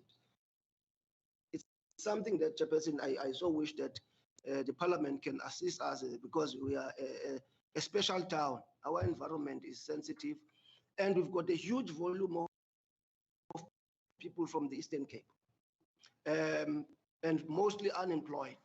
We need RDP houses. Even those RDP houses are surrounded by 8 shacks each, as we speak. In one RDP, you will see 8 shacks around. One shack gets bent, also gets affected for those people, and help them. It also calls to do that. But I so wish that province and national can also assist us and inject as much funds for human settlement as possible for our area. Thank you very much, Chairperson. Thank you very much. I don't see any hand moving forward. Mr. Lishabani, is there anything that you want to say in conclusion about this? Chairperson, thank you very much.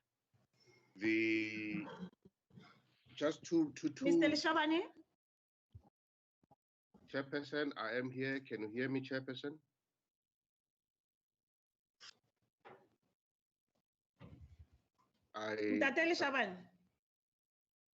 Chairperson, I am here. I suspect that the council chamber is we silent. lost him there. Mr. Lishabani, I can see you unmute.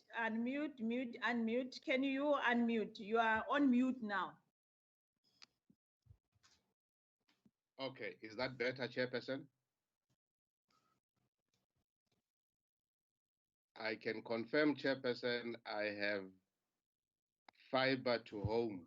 Okay, we cannot hear Mr. Lishabani, but he's on unmute. Okay. Is there the IT challenge we are facing?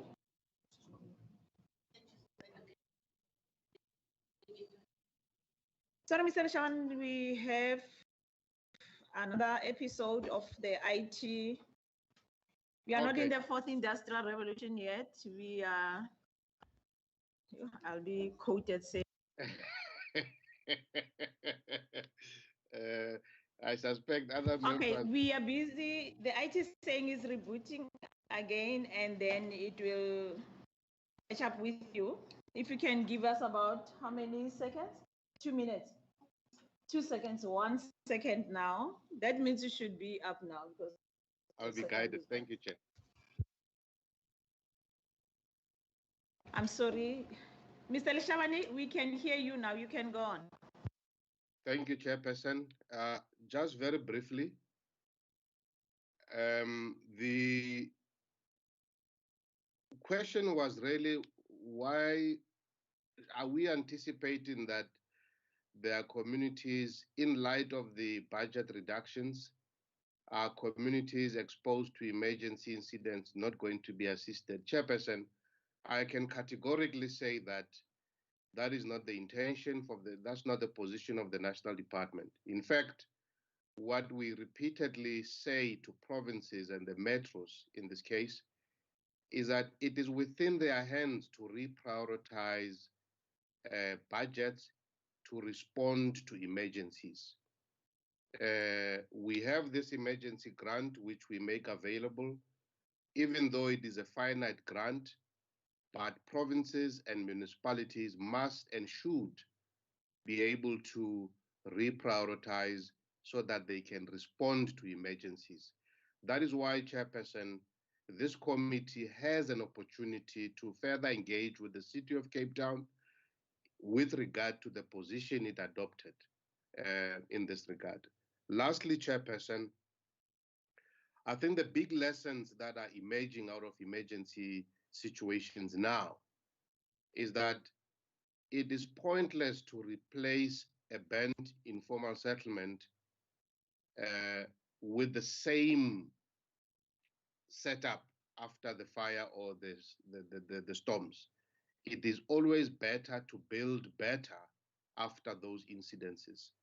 That is why, Chairperson, we are encouraging municipalities to have in place disaster risk reduction plans, because we know where there are informal settlements, they are high risk.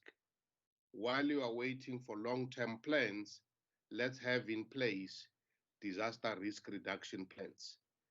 For us, Chairperson, even in this case, that's a big lesson. But Chairperson, Member van Westhuizen was asking, what would we do differently? I think the mayor has answered in that respect, Chairperson, and I'm very satisfied. Given other instances where we are responding to emergencies like this, I think the Bito municipality perhaps serves as one of the good practices, save for the challenges that unfolded and confronted the project. What we would do differently, I think we'll take you from the municipality, where you will then tie up the community consultation to be sure that the solutions that are delivered are indeed well received. Thank you, Chairperson. Thank you very much, Mr. Lishabani. I'm going to hand over to Mepila. Is there anything that, in conclusion, that you would want to say? No, Chairperson, except to say that we have reprioritized Kolweni informal settlements, and it is reflected in our business plan for next year as indicated by DDG Shabane. So it will be funded from the ISUPG grant as a priority within this municipality. Whilst you're still on the mic, the issue of the EIA, to what an extent intergovernmental relations is it playing place that there's no such a red tape of the municipality waiting for 1.5 years before they can get there in order? Here's a document, Chairperson, that was drafted by our colleagues from Environmental Affairs, which will be sent to the National Department. What the document seeks to do, it seeks to enter into some sort of arrangement with the national counterparts on how to deal and address some of the activities and short-circuit certain processes. It also seeks to align some of the statutory processes relating to public participation so that we can reduce the timeline. So we're hoping that we will receive a favorable response from national. I have seen the draft agreement to that effect that needs to be signed off by the Western Cape region and sent to national for finalization. Okay, thank you very much. We will have to engage to see what is in there after it's been signed off, so that also it can be shared to the members to get a grip of that. Welcome, Mr. I don't know from the director, is there anything in conclusion about this part one that you'd want to say to us? Okay, going once, twice, gone. Thank you very much. Are we going to take a little bit of break before we start with the second part of our agenda, which it will be the alternate building? Who's going to do the presentation? It will be the municipality. Okay, National Municipality will be talking to us about the manner in which alternate building measures are with the conventional building methods. And I think what will be more important is the buy-in, because we can test all the materials, but our communities, to what an extent do we have the buy-in from them? I think who's going to do the presentation? It will be Mr. Lindile Petuna, who's going to do the presentation for NICE-NA. Yes, Chairperson, it will be Lindile, but I think they're joining. You will lead it. They're joining online. I don't think they hear. Okay, they're joining online. Okay, I see. Over to you, Mr. Petuna. Good morning, Chairperson. Should I do the presentation now, or are you taking a break? No, I was just saying that be ready. We are going to take just a 5 minutes breather. And that means you will start 26 minutes past 11. All right, we'll do, Chairperson. Thank you. Okay, thank you very much. Members, we have a breather of about 5 minutes. You can respond to your WhatsApps so that we can continue. You don't have to go out. Thank you. And Burgemeester, thank you.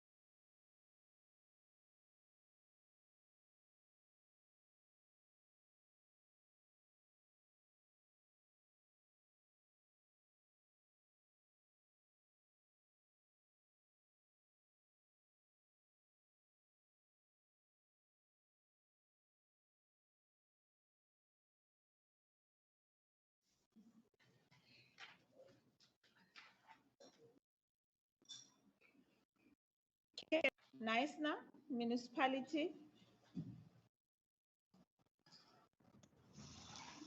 I Chair. see a hand raised by Eric van Aswegen. Chair, thank you very much. Good morning. As I earlier indicated, I'm the Executive Mayor of Neisner. Let me first greet my counterpart in Bito, the Executive Mayor, Councillor Lobesi, and also greet you, the honorable members of your committee, Chair. And welcome you to our part of the world. Also greetings, Chair, to Department of Integrated Human Settlements, the department officials. And in closing, Chair, greetings to all councillors of Bito and Knight Municipality. Chair, Mr. Petuna is going to do the presentation on behalf of Knight Municipality, and he will be assisted, if necessary, by the Deputy Mayor, the Executive Deputy Mayor, Councillor Aubrey Chengwa, if necessary. So, Chair, thank you very much for the. All right, thank you, Mr. Mayor, and thank you, Chairperson. Let me greet everyone. Mr. Petuna, just a second, because I think your line is a little bit not clear. I don't know how can you go about number one. Number two, I just want to find out, do you have a presentation that you can share with us? Yes, Chairperson, I do have a presentation, and I was just about to share it now. Okay, you have it on your side, so you will have to share it on screen with us.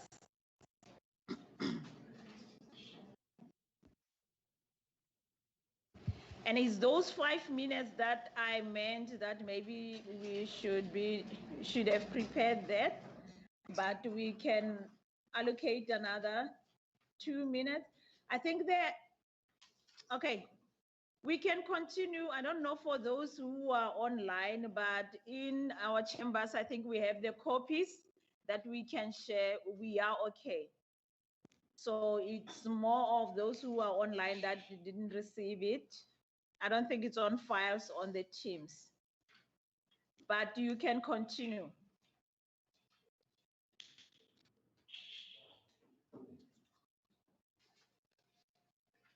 Mr. Petuna? Yes, Chairperson, I'm trying to share the presentation. I'm not sure why it's not showing, but I'm trying to show.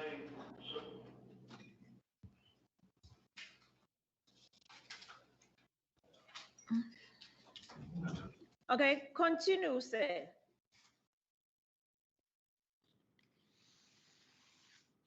All right, Chairperson, let me then continue with the presentation. Chairperson, the presentation that we are dealing with on our side is in relation to White Location project. And what we are dealing with, the aspect that we are dealing with there in that project is alternative building technologies which were utilized in that project. I must say that the project itself had normal conventional technologies used, as well as the introduction now of alternative building technologies that were also used. The project itself is a partnership between the provincial department as well as the municipality, and it has been funded and implemented by the Provincial Department of Human Settlements, and we have been assisting in that regard. Now, in terms of just to look at the business plan, because the project itself has been implemented over a period of 3 years. The fires were in 2017, and the project started in the 2017-18 financial year, and it finished in the 2020-21 financial year. To be specific, The beneficiaries that received their houses, the last beneficiary received a house in December of 2020. That's when the project was then, the houses were handed over. Now, the background, the project stems from the fire disasters of 2017, which affected a number of areas in Knysna. In terms of those fires, 150 informal structures were burnt down and 45 houses in White Location were then damaged. There was then an allocation by the provincial department to the value of 40.5 million, which was then subdivided into three portions for servicing of the 120 sites, which would include an access road as well as earthworks that were required for the top structures as well as for site and service. It also included the repair of the 45 units, and there was an amount of 9.9 million for that, as well as an amount of 5.8 million then for formalization. Now, in terms of the approved beneficiaries, 107 of the 150 households were approved as beneficiaries in terms of the HSS system. Now, the Western Cape is then operating in terms of the age policy. That was then implemented, and 57 of those beneficiaries then qualified on the basis that they were within that age which was allowed in terms of the age policy. Now, on the implementation of the project itself, because these were two communities, although you had a settlement of Love Corner and a settlement of New Rest. Now, the two settlements wanted to be accommodated where they lived. None of them wanted to be shifted to another area. It then meant that in Love Corner area, 28 top structures had to be built and 22 site and service sites had to be made available and apex units be constructed on that. Now in New Rest, 29 houses were built, of which 28 of those were double stories because we are densifying, and one was then for a disabled person. Now, 44 service sites were then provided in that area. In total, then. Mr. Putan? Yes, yes. Sorry, sir. I think you got the communication for the briefing from the municipality, and it has the manner in which alternate building measures up conventional building methods.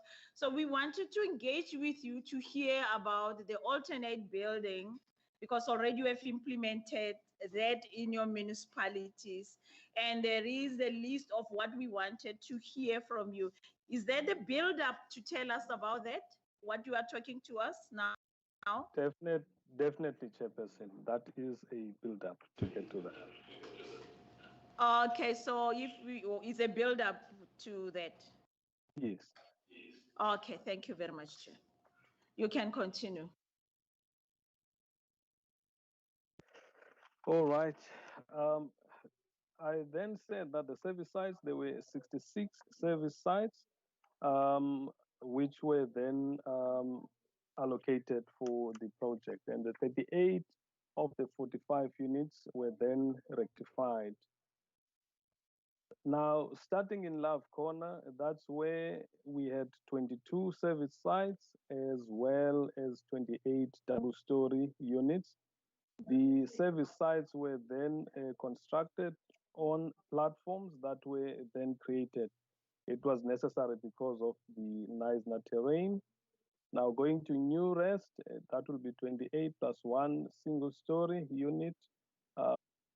Will show the site and service units which were provided, which then gets to the alternative building technology, which has been used for this project. All those units that you see in different colors, blue, white, and yellow, next to the double-story unit, which was built there as part of this project, those are the units which were then constructed, which are alternative building technology units in the area. Just to the specifications in terms of that type of unit. That type of unit is an Apex unit. That is the company that is producing the material that is used for that, which is a green light wall. And in terms of how we constructed that, there's an 80 millimeter thick slab that you find on that. And the area of the unit is 20 square meters, where 18 square meters is for the living area and the 2 square meters is for a toilet. Now, the wall thickness is 50 millimeter with a polystyrene covered by a corrugated iron on both sides. Then you've got windows of 900 by 900. Now, in terms of construction period, that unit, if you take away the earthworks that had to be done and the preparation of that land parcel and provision of services, it took a period of 5 days, wherein 2 days were for the slab. The 1 day was for the assembly of the unit itself, and then the other 2 days were used for electrification and plumbing. So within a period of 5 days, a unit would have been completed. And the cost of that unit is 55,000 rand. Now, on slide number 9, you will see the exterior of the unit. That's how it looks like on the outside. Then on the inside, you will see the interior on the inside, because that unit, the only area that is divided is a toilet, which has got a door to it. But the whole unit, the whole 18 square meter is not subdivided. Then the owner would have to subdivide that. You will see that it's got an electricity box which has been provided. So whoever the owner is would then have access to electricity. Also on slide number 11, you will see that there is plumbing. All those plumbing pipes are there that you can see. So sewerage is provided for, and water is provided, as well as electricity.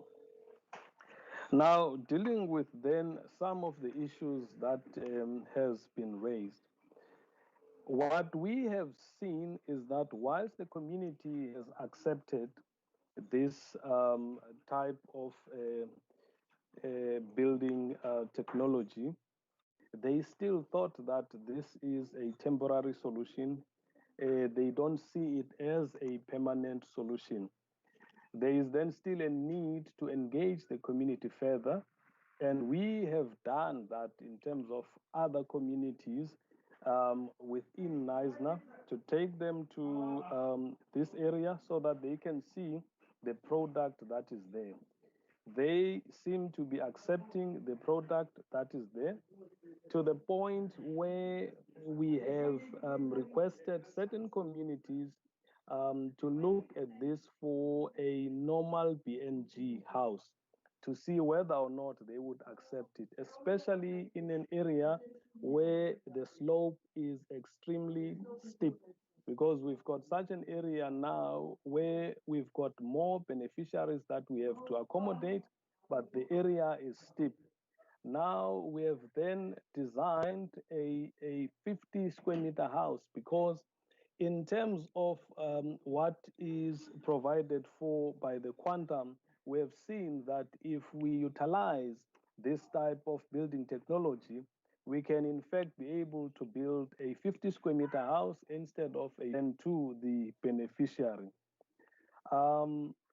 The issue now of conventional by the community, the fact that they've got that preference, it's something that we still need to deal with. But there is acceptance of the product that it is in fact a good product. We've seen how it has improved the quality of life of the current owners currently. In actual fact, what we've seen is that some of the owners of these units have started making them bigger, so there are extensions in terms of the units that are there. The assembly time of these units is a plus on our side because of the fact that it is produced within 5 days. It's got point in time. What we don't have is people that have been trained to be able to assemble this type of unit within the municipality.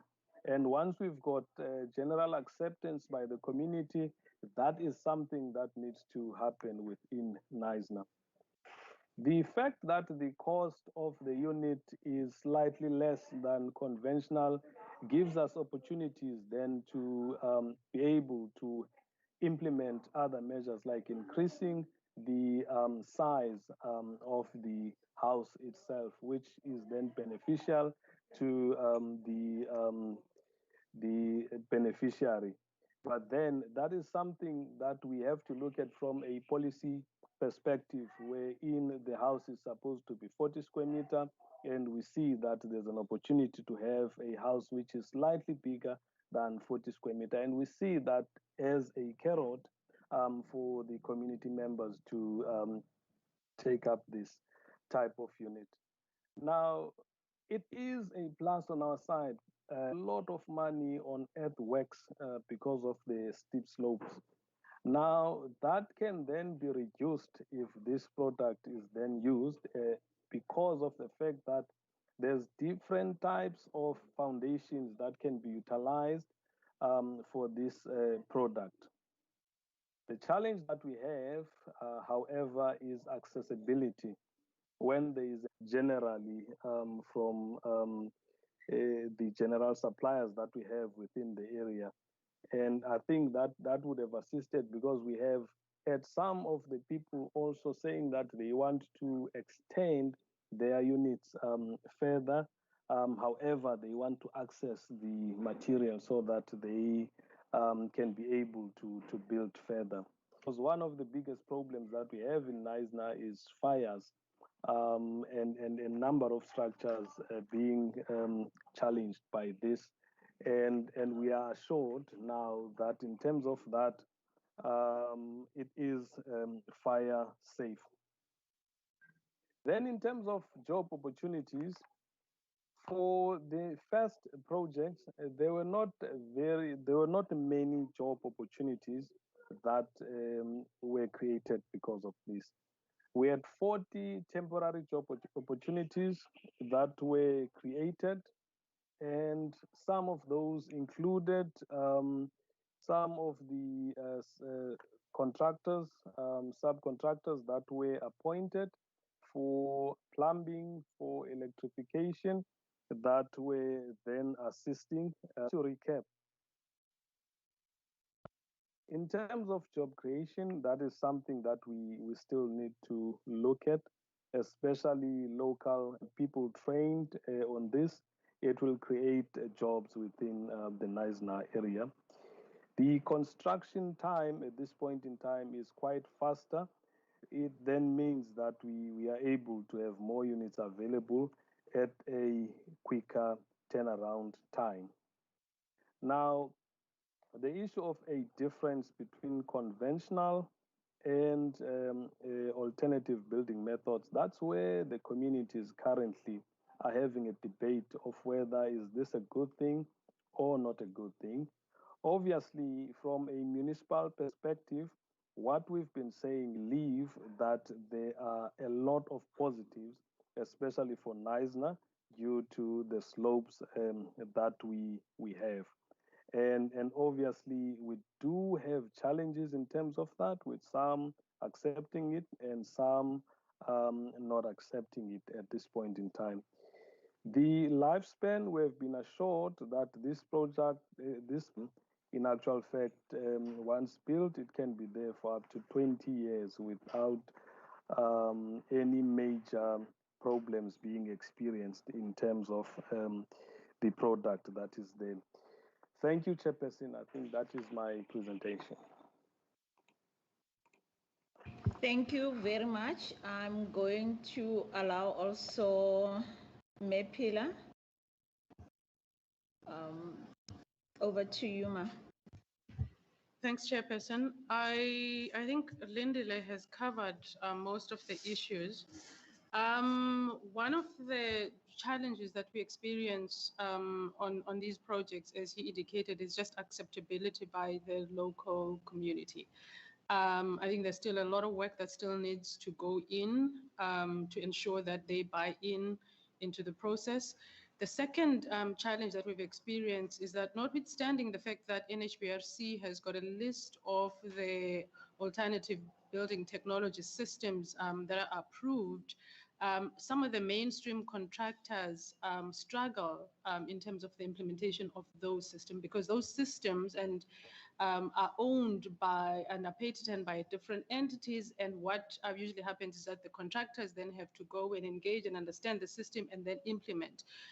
They haven't yet quite developed to the extent where they understand or are able to implement those technologies, which results in certain instances in delays. And I think Member Moran would know this is the case in point in Transex. This is the problem that we're experiencing there, where we, as a department, we went out to tender and we specified ABT.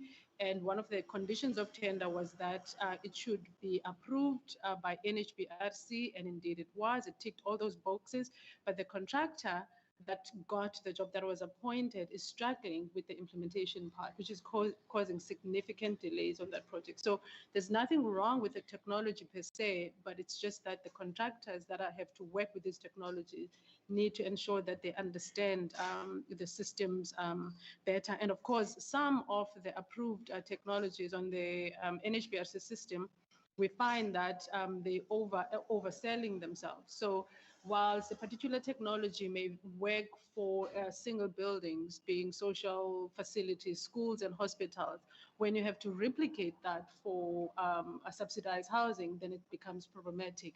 And how we found this out was during the level 4-5 hard lockdown. We experienced delayed on another site with the delivery of the housing. And when we investigated, we found that the molds actually come from China. And because there was hard lockdown, they could not be transported into the country, which means that as the industry to enable the uptake of ABT technologies. I think I'll leave it there for now. But we're also seeing the value just in terms of the fire rating. I think Lindy alluded to that fact. And it was tested actually here in Bido, where one of the units that was petrol bombed by the community and it did not burn. So it does work, it's effective, and it is the way that we should go. And I think Didi Jili Shabane alluded to the fact that due to the shrinking budgets, we need to really move towards this. I must also add, Chairperson, though, we find some of the ABT systems do not necessarily come cheap. Yes, whilst we're able to come within the quantum, when we go out and test the markets, we find that it far exceeds the quantum, which means that the industry in itself needs to understand the limitations within which we work. Because if we're saying one of the key value-adding attributes of us introducing this is actually cost savings, then that needs to be demonstrated in the process. So we're finding that is one of the challenges that we're experiencing on some of the ABT systems that we have tried and piloted. Thanks. Thank you very much. That's a short, brief one for the alternate building. Members, is there any question for the municipality or the department about their moving forward, the fourth industrial revolution as it gets into the mainstreaming about the building technologies, keeping in mind the the budget cuts that are happening, that municipalities have to be innovative in thinking out of the box to say, with the minimum that we have, how are we going to spread to cover a bigger chunk of the numbers on their database? I recognize Member van der Westhuizen. Over to you, sir.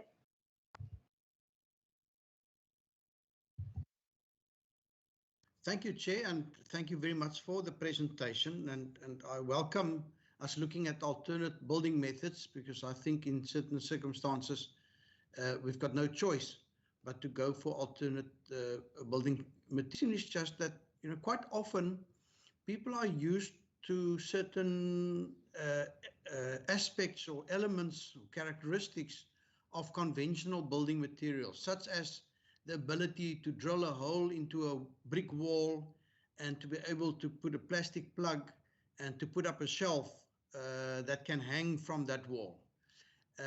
And my question is then, just in terms of these alternate building materials, what adjustments would people have to make in terms of their mindsets when it comes to mundane things such as the ability to put up a shelf hanging from a wall? Are these alternate building methods, can you also, fix a conventional bracket, or can you also hang a portrait, or can you also,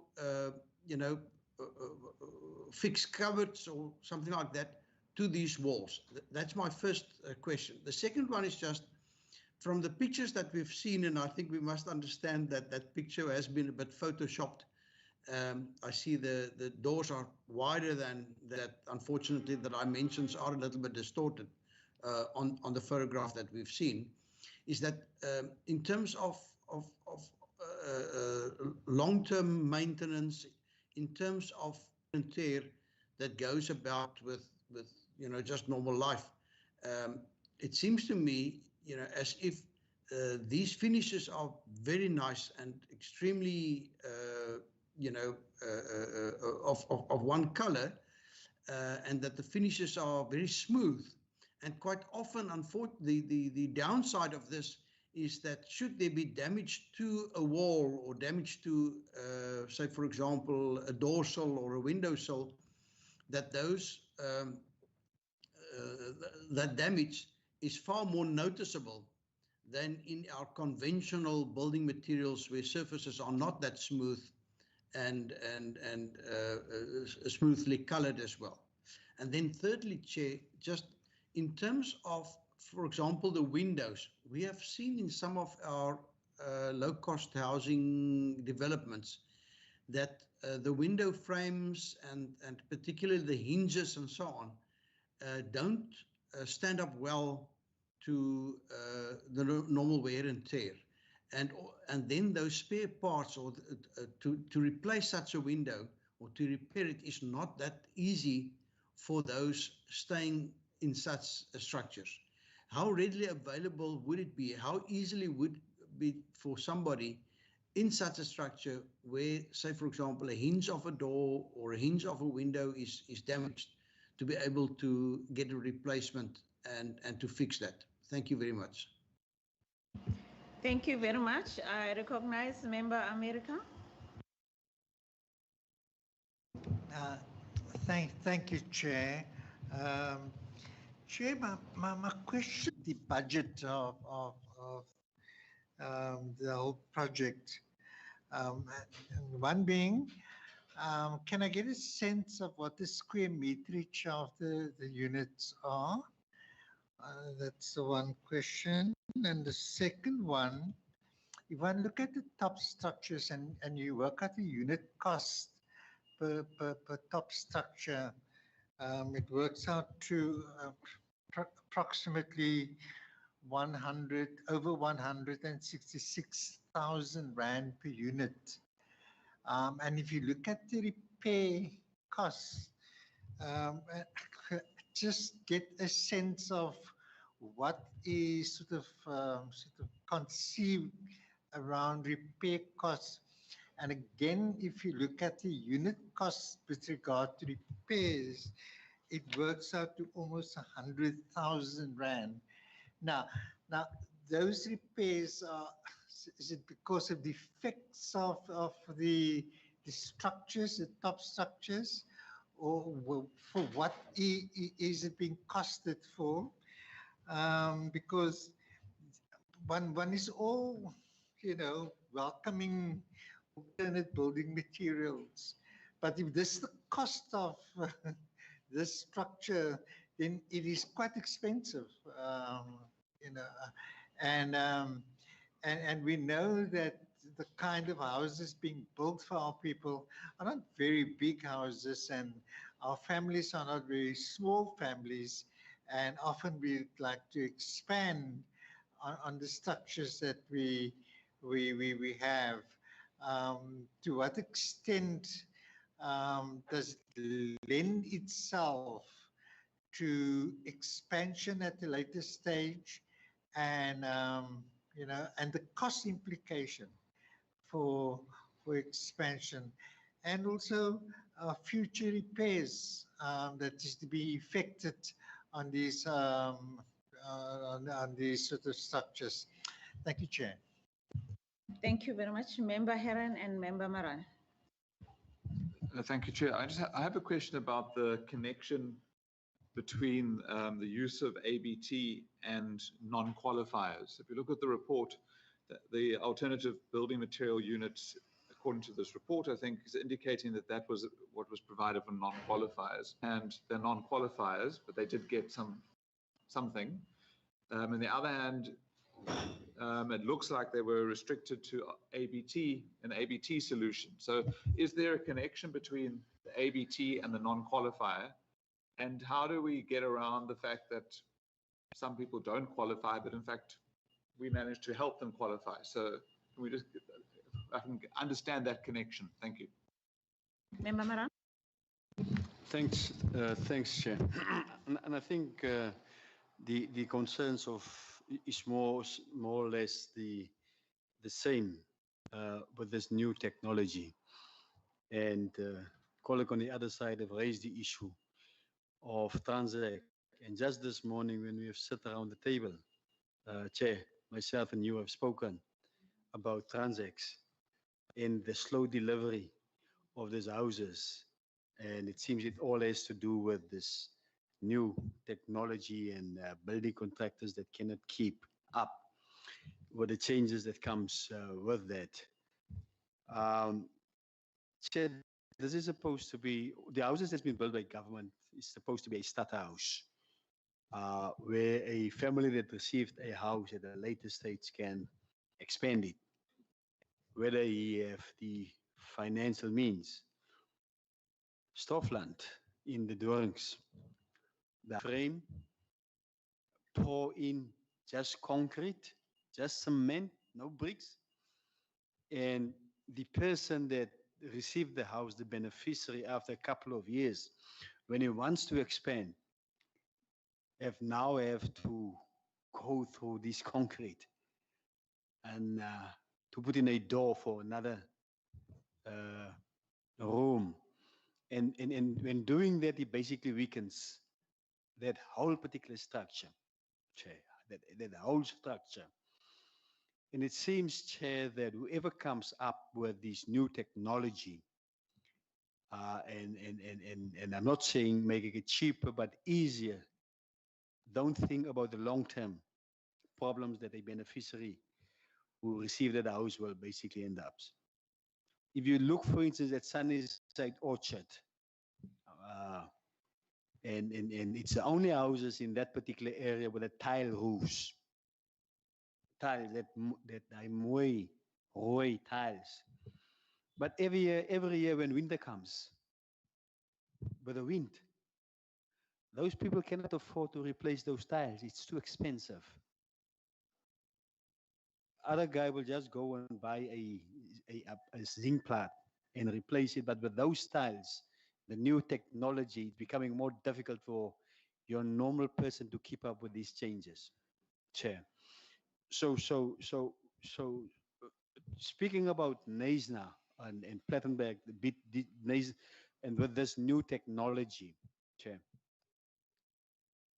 at what cost will it come for a normal beneficiary will receive a house? He qualifies because his earnings is less than 3,500 rand.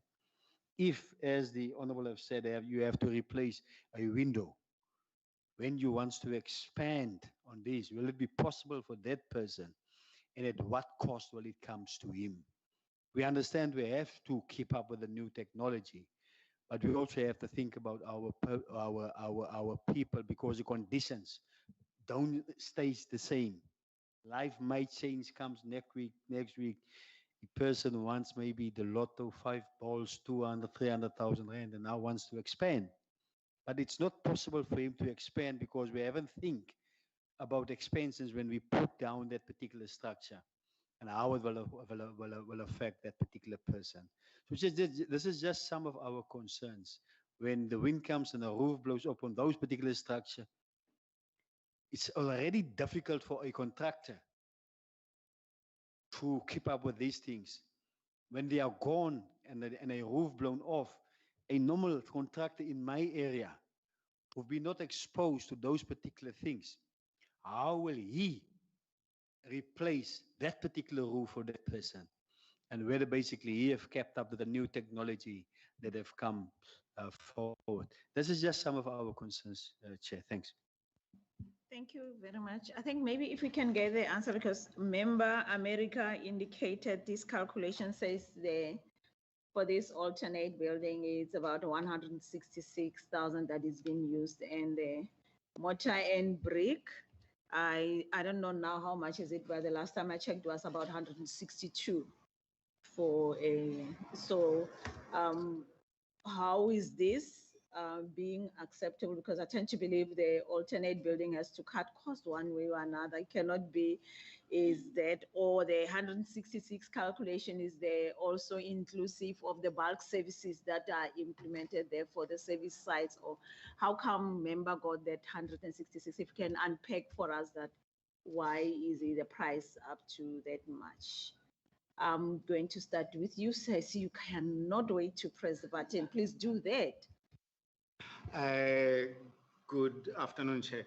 Now, just speaking to the issue of the cost, if you look at the unit cost for this ABT that we used at Vetlokasi, it works to the unit is 55,000 rands a unit. That is inclusive of the concrete slab.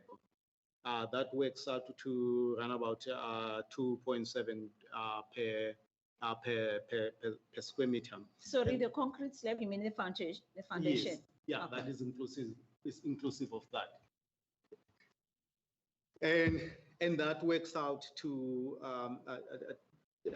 2,750 to be exact. You know, and I do think in terms of cost is definitely, if you look at what you get from the unit in terms of durability, in terms of how long it will last, in comparison, because now if you look at these units cost, we have to compare them with what we previously used, and we look at the cost when it comes to an 18-20 square meter TRA or temporary relocation unit. And if you compare that, you will see that this is actually, it makes sense to use these structures. They are a lot more durable. You have, you also have toilets within the structure. I think maybe it's not a right comparison, particularly with these units, if you compare it to a normal BNG house. But I do need to point out in the issue of cost. Look, as my colleague here indicated, that it does not always come. There are benefits with it, but do not always come cheap.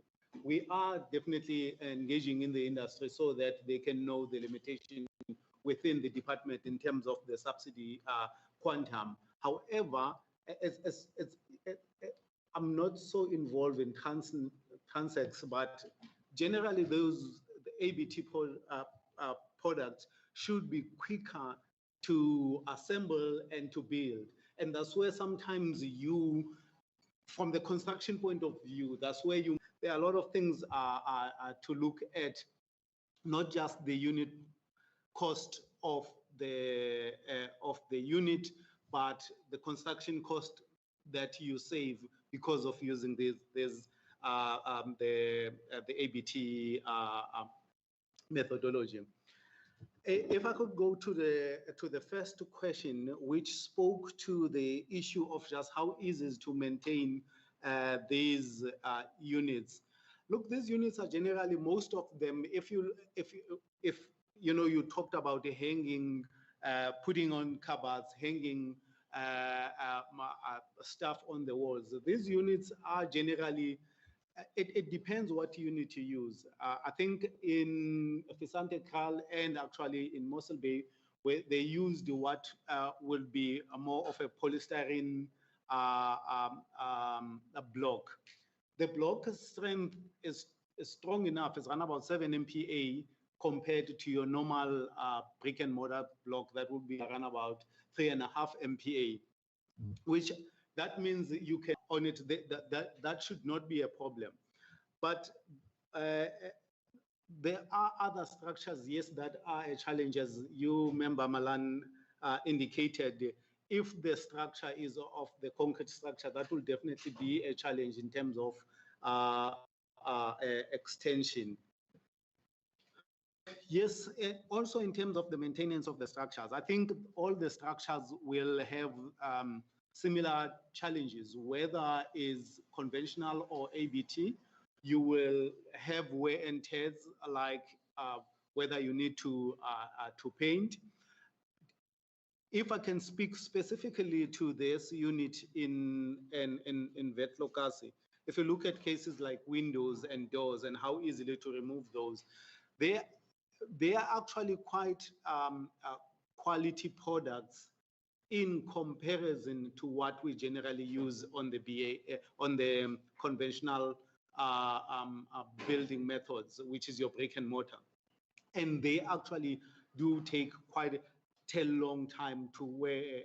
And I know that one of the issues that came up is that in our normal houses, the windows, frames, and the handles, they quickly wear off. The specification in this is actually because that they cannot be easily removed from the panels themselves. I think I pretty much, and I also think it will always, from one product to a next product, depending in the type of, because they are not the same. You have what is used in different to what is used in Fisante Kral, which is completely different to what is used here in Neisner. You know, depending on what product you use, it will definitely speak to issues of maintenance and quality and the issues of extension. I think also the issue of extension, more especially if you look at these units here in Neisner, it's just the issue of space. It's just that sometimes the space itself, suddenly they can. I don't know if I've covered all the questions. Anything you want to add? Yes, I think I'll cover the questions. I think Member America asked about the cost of the repairs, which seems to be quite high in relation to the normal BNG. The reference that was made to the 9.9 million repairs there was for the category BNG units, which we had to repair as part of the rebuilding process post the fires. So it does not necessarily, it's not necessarily linked to the ABT subsidized houses that were damaged, and it was 44. And then there were those informal structures, which was about 150, and the ABT speaks to that component. So I just thought I'd clarify that. And then Member Heron, you asked clarity around on the connection between the ABT and non-qualifiers. The reference to non-qualifiers there pertains to one, the age. we in the Western Cape introduced the age prioritization system, which basically says that for the amount of money that we get, we need to make sure that we prioritize the elderly as opposed to moving there. That only 57 met the criteria in that you have been on the waiting list for the prescribed amount of time and that you fulfill all the other criteria. And the rest, whilst in terms of the code, they qualify in that they're above 18, but they were not the priority. So we said then we would then offer you a service. Initially, we said it should be a service site, but then because we knew that that would be the final product that they get, we then said, perhaps let's enhance that and then give them this unit as their final product in home. So they accepted that. We will not go back as government, assist them in the future because that's their ultimate. So that's the reference to non-qualifiers in this context. And then Member Moran, the issue of tiled roofs. Unfortunately, the communities, they demand tiled roofs. So we go to them and we explain to them that you've got other roofing system that you can use, IBR, but they demand tiled roofs because they see that as a superior product. And I think it's work in progress to try and move them away from that because it does become a challenge when the roofs are blown away. And the contractor at times will not be able to go back because it's past the defects liability period. And once we hand over the unit, sadly, it becomes a responsibility of the owner or the beneficiary to maintain that unit. And something that we also include in our housing consumer education, that after a certain period, you'd be expected to then maintain. What our housing consumer education program does not do, though, is to quantify that, for example, if you were to go and fix a roof, this is what it would cost. If you were to go and fix this, this is what it would cost. But we do indicate that after a period, they would need to be responsible for actually the maintenance of the structure itself. And in that housing consumer education, there's also a chapter on how to maintain the ABT technology. But we just need to make sure that we build on that because I don't think it covers all the aspects as raised by members in today's meeting. Thanks, Chair. Thank you very much. I'm going to start with the Burgermeester and then we'll member America and member Heren and member Maran. Thank you very much. Greetings, Mayor of Naisna. My community is quite the SMMEs to be involved. The problem was just as we are moving forward, the issues that might come up, how they will deal it and will it be because we are building houses for poor people. If there is, for instance, damages and those type of things, whether they will afford it. I would like to see, because I've seen in Drakenstein, for instance, when people get evicted, they got a structure in Mbukweni, and in summer, you can't even sleep in it because of the heat. We would like to see if there is such a house in Naisna, for instance, on a hot summer day, how it is inside. But also on a cold winter's day, how it is inside. Because I, for instance, can afford what is that thing? A aircon. I can turn it cool in summer and I can put it up in winter. So I will be fine. I would like to experience for myself, Chair, at some states, this 4 industrial revolution and the new technology that comes with it, how it affects ordinary persons who cannot afford things that's going to make it comfortable to stay in those particular houses. I just want to experience for myself. And Mayor, if it's not now, maybe at the later stage, Chair, we are going there. Yes. People will speak. They will tell us their experiences within those houses. They will speak, Chair. And the mayor must not contest what they were saying because there's elections coming later this year and they will punish him. Okay. Yeah, Chair, no thanks. Thank you very much. We didn't know that there are elections coming. Member van der Westhuizen? You are noted, sir. Over to you. Thank you, Chair. Chair, perhaps if one aspect could also just be clarified for me. As far as I know, in Knysna, we've got very steep slopes, and it was referred to that this building method is suitable for Knysna. Yet, what I also saw in the presentation was that this house was built on an 80mm slab. Now, what we know is that in many instances, very close to our coastline, particularly when people need to build against dunes and so on terrain that is not suitable for your normal excavations and foundations and so on, that people then need to put them on columns or poles, whatever word you would like to use. And my question is just to what extent do we have alternate building material and building concepts that will allow us to also establish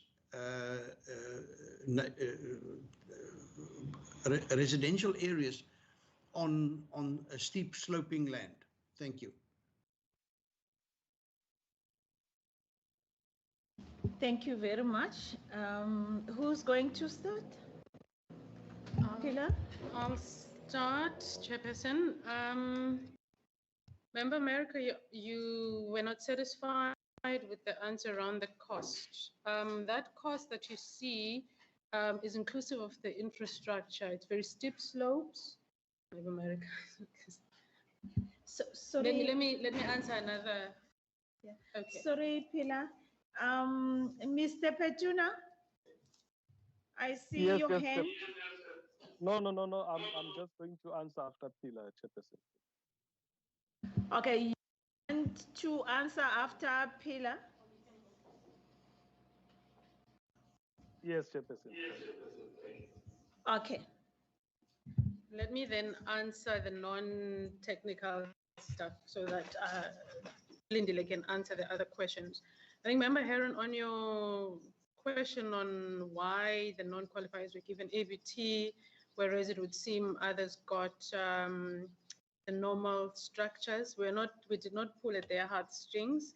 The reason why, one is that the conventional one, we needed to densify. We needed to go double story. As you will see that what we provided for the qualifiers is your double story units. And the reality is that in as much as we would have loved to go high density double story, even for the qualifiers, what we found on the markets is that they have not developed to the extent that they're able to give us that. And that's why we opted then to give them the normal conventional brick and mortar for your qualifiers. But it was not to say just because you're non-qualifiers, you're getting the ABT unit. I hope that answers your question. You don't look satisfied beyond that mask.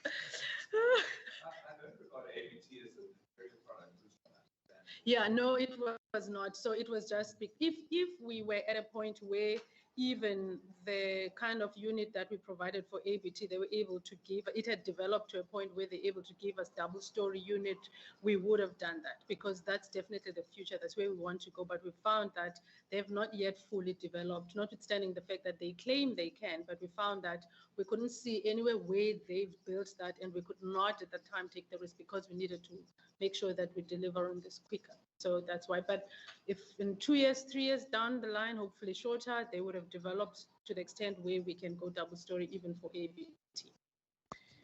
Title deeds, Member America, yes, the intention is to transfer those sites to the beneficiaries. And I think working with the municipality and the consultants that are dealing with the town planning issues, we're just finalizing the issues of the general plan so that we can ultimately hand over the units. And then there was a question around that was asked by Member Maran about the issue of the units and the thermal properties of those units. Yes, it's designed such that when it's hot, it's cool inside, and then when it's cold, it's warm inside. And I'm hoping that you'd experience that there, because the day that I visited that site, after we handed over, it was very hot and yet inside it was cool. And you're most welcome to engage the beneficiaries for that direct feedback. And I think then Lindile, on the issue of the cost, as asked by Member America, perhaps you can come in and just explain why the unit cost it seems so high in relation to the steep slopes and other escalation that we had to factor in. Lindile? All right. Thank you, Hila. The cost of the unit as it is currently, the 20 square meter which was constructed, is the cost of that is 55,000 rand. That's the cost of that unit. And if we had to make that a 40 square meter, that would take us to roughly 110,000. Now, what then would increase the cost is the earthworks that need to happen or that was required in the case of Knysna because of the steep slopes that we had. So we had to prepare the land and that was additional cost. But in terms of the cost of the unit, that cost of the unit is below the cost of the unit for conventional at this point in time. Then what we've done from our side in Knysna is we started looking at this for a normal 40 square meter house. And we have asked our service providers to then have a building plan, draw up a building plan, and that building plan was drawn up. And what we wanted to see was whether we can use this on very steep slopes where we currently cannot build. Because we've got beneficiaries that we told them that we cannot build because the slopes is way too steep for us to develop. And they've shown us that we can, in fact, develop in those steep slopes where we can then support the structure with poles so that it can be stable. So we have worked on that to sort of see that we are able to develop. The one big issue really that we have, and this is what we have mentioned, is the availability of this now openly in the market. But you will see when you visit the area now that there are some people that have developed. Some have used the material. I'm not sure where they found the material, but they have used the material. But you also have others that have used other material to extend their units currently. But you will see that this afternoon. But what you will see is that the community is quite happy and they are proud of the structures they have at this point in time. Now, in terms of the SMMEs and the 30%, because that normally your subcontractors or local small contractors would demand. That is, in fact, the issue that we find in Knysna, and we had to deal with this and explain the supply chain management policy where there is a threshold in terms of that. And we have come to a situation where the small contractors are in acceptance of the threshold that exists in terms of that.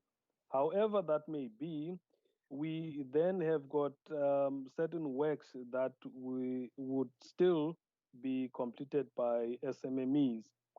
In the case of this one, they played a role in the slabs, they played a role in plumbing, they played a role in electrification. So they did have a role that they played, and that's why we had less problems from the small contractors. Thank you.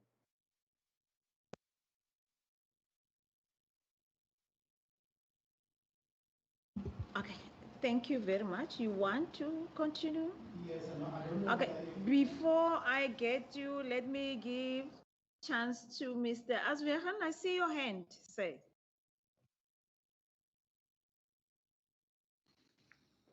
Chairperson, no, thanks again. I need to apologize if I could not recall the name of the member of parliament, the honorable member, that make references to the mayor and the mayor's response to him. I had to assume it was Mayor Lobesi because I didn't respond and didn't actually say anything about housing myself. Chair, just the following. I'm a very old-fashioned person. In fact, I believe in conventional methods. My own house being built out of wood and stone. So that's how conservative and conventional I am. But being a resident in this town for for close to 60 years, let me rather not say more than 60 years, for close to 60 years, I understand the challenges when it comes to housing in Knysna. And when you visit Knysna later today, you will actually see what I'm talking about. Knysna is a very difficult place to build any house because of the slopes, the contours, and whatever you want to call it. And when you talk about alternative building, you need to understand what was the rationale or the thinking behind it. And let me say upfront that when the decision was taken to have alternative houses in white location in Knysna, I at that moment was not the mayor. I actually inherited this nice project as the mayor of Knysna. But my understanding in what the reason behind it should be threefold. One, firstly, is about the safety, because it was spearheaded by a fire that took place in Knysna in 2017. We need to start building safer houses to people. So I believe it was spearheaded by safety. And not only safety on the issue of the fire, but because of the slope and the way people build in Knysna, which in itself, it's very, very dangerous. So that was the first one I understand. The second one was cost related. It's very expensive to build houses in Knysna, especially conventional houses, when it deals with, as I earlier said, with the contours and the slopes. But the one fundamental issue, Chair, that we never address seriously, the land availability will in future dictate what type of houses you'll be able to build. And we've got serious challenges in Knysna when it comes to the availability of land for the building of houses. So surely, Chair, although, as I said to you right at the beginning, I might not be one of the first person to embrace the issue of alternative housing, we will need to be led by technology in order to address those type of things that I've just raised, which for me should be the driven behind alternative housing. But Chair, thank you very much for the opportunity. Thank you, Burgemeester. I'm going to hand over to you, sir. Thank you, Chair. I just wanted to find out if Member America was covered, because I think my colleague Lindy also still answered on the issue of the 66. The 57 is the challenge, which works out to 166 per unit. That is for your normal BNG house. The issue of increased cost there, it will be one, it is the issue of densification. It's more expensive than a single story house, and also just the ground issues that had added up to that cost per unit. But that speaks to the normal brick and mortar, not necessarily the ABT. The ABT is just the 66 units only, which worked out to the 55,000 rands that I explained earlier. Honorable member, is your question answered? Yes, Chair. I think I'm reasonably satisfied. I think there's just one other thing that weren't addressed, and it relates to the question that posed by Honorable Heron regarding the Wendy houses that were constructed. Where is the cost being reflected in terms of, is that the 2,800 Rand that was referred to? Because there's no separate indication of where that cost was incorporated. Thank you. Thank you very much. Pilar? Thank you. Apologies for that, Chair. Yes, the 51 Wendy's do not form part of the 57. What happened is when we were formalizing the area, we obviously could not, Just saying, was it part of the repair costs and? No, so the 51 Wendy houses are over and above the ABT units. When we were formalizing the area, there were more people than what we could potentially put back. And some of them were actually in the area that was reserved for roads. So we had to find alternative area. And we then provided Wendy houses. And the reason why we could not formalize the area where they are now is because it's demarcated as for a church. It's a church site. It's a social. So we still need to, working very closely with the Knysna municipality, identify alternative land where we could then potentially assist them in a new project that will come. But what we did was, instead of giving them the zinc materials and fire kits, let's rather than provide for these Wendy houses, which we could then reuse later and move at a later stage. And the cost, if it's not provided in here, but it all forms part of the overall amount that was approved for the 51 Wendy houses. Thanks. Thank you very much. Members, are all your questions being answered? Okay, that being said, burgemeester van Aswegen, thank you very much for being with us. I think we are going to meet you later today after lunch, if you'll be joining us. And we want to say we do appreciate your time and your presence, even though it's visually. Hoping to see you in person in an hour, more than an hour. I think it will be in 2 hours' time. So thank you very much, sir. Is there any closing that you want to say to us? No, Chairperson, not really. I'm looking forward. I will definitely wait for you guys in Knysna and take you on the trip to Knysna to the right location. I couldn't hear. No, I said I don't have anything to say at this moment. I'm looking forward to visit you to your visit later and take you up to on the hill to visit white location. Okay, thank you very much. And Mr. Petuna, also thanks for leading the presentation. And Burgemeester of Bito, anything that you want to say? Okay, thanks for being with us also and the other councillors that are around here. Members, thanks for your time. We are going to take a break for lunch, and after lunch, we are going to be in Knysna, Shamis. We are going to be in Knysna to look at the project that they use the alternate building material. And what time we are going to meet? 3:30 in Pet. Sorry, we are going to start with the airport first, where the material is. And then after the airport, with the Bito municipalities, then that we can go to Nice. We are going to eat first, member Maran. I can't make that mistake with you. I'm going to make sure you get your lunch, and then after we go to the airport, and then after we go to Knysna. Why I wanted us to do that? The material, it will give you the idea when we get to Knysna. So you'll see the material on the ground, but Knysna will show you after they have, yes, member Maran. And then I hope and I wish for your sake it's hot so that you can really get what you wanted to experience on this oversight. Members, I'm going to release the department, the Provincial Department of Human Settlements. I think a member, Maisiela requested that you get to be excused because a flight is going to move out, but the department, there'll be representatives that will be there with us there. So thank you again for being with us.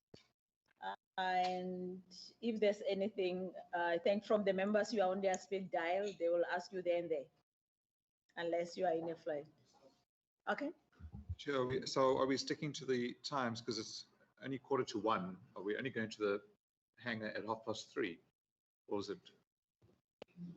it possible to shorten? So it seems like we are running, we are ahead of time. So okay, talk to me. What do you suggest? I would suggest that if it's possible we have lunch and then we go to the hangar, but if we're going to wait until 3:30 to go to the hangar, it's going to be a 2.5-hour lunch. let's talk to Naisna and tell me what time do you want us to meet them. I want to take a cue from you, members, so that they can agree with us. We are listening. No, Chair, thank you very much, man. My name is Aubrey. I'm the Deputy Executive Mayor. Chair, I think, Chair, the best, you guys can perhaps after lunch, you can perhaps come and then meet us in Eisner. 3:30, at least, Chair. I wanted to make that request. If you are not having any other engagement, you can perhaps after lunch come and meet with us in Eisner. Thank you very much. Okay, sorry, we are going to start by going to the airport to do an oversight there in the Plettenberg Bay Airport with the Bito municipality. And then for you, it had to be 4:45. But our procedural officer will communicate with you so that we can give you the exact time. It won't be the one that is on the program. It will be earlier than that. Can we agree that you'll get the call to say what time and then you'll talk to her to confirm is acceptable with you? Okay, I see Mr. Swart. Thank you, Chairman. Thank you, Chairman. I suggest 2:30 at the airport, just so everyone has the time and you meet there. Okay, I didn't hear that, but for now, the members, the standing committee will communicate through the procedural officer to the municipality of the times, which it will be earlier than what you anticipated. I hope you will accommodate us. That being said, the meeting is adjourned until we meet later. Thank you very much, members. Thanks.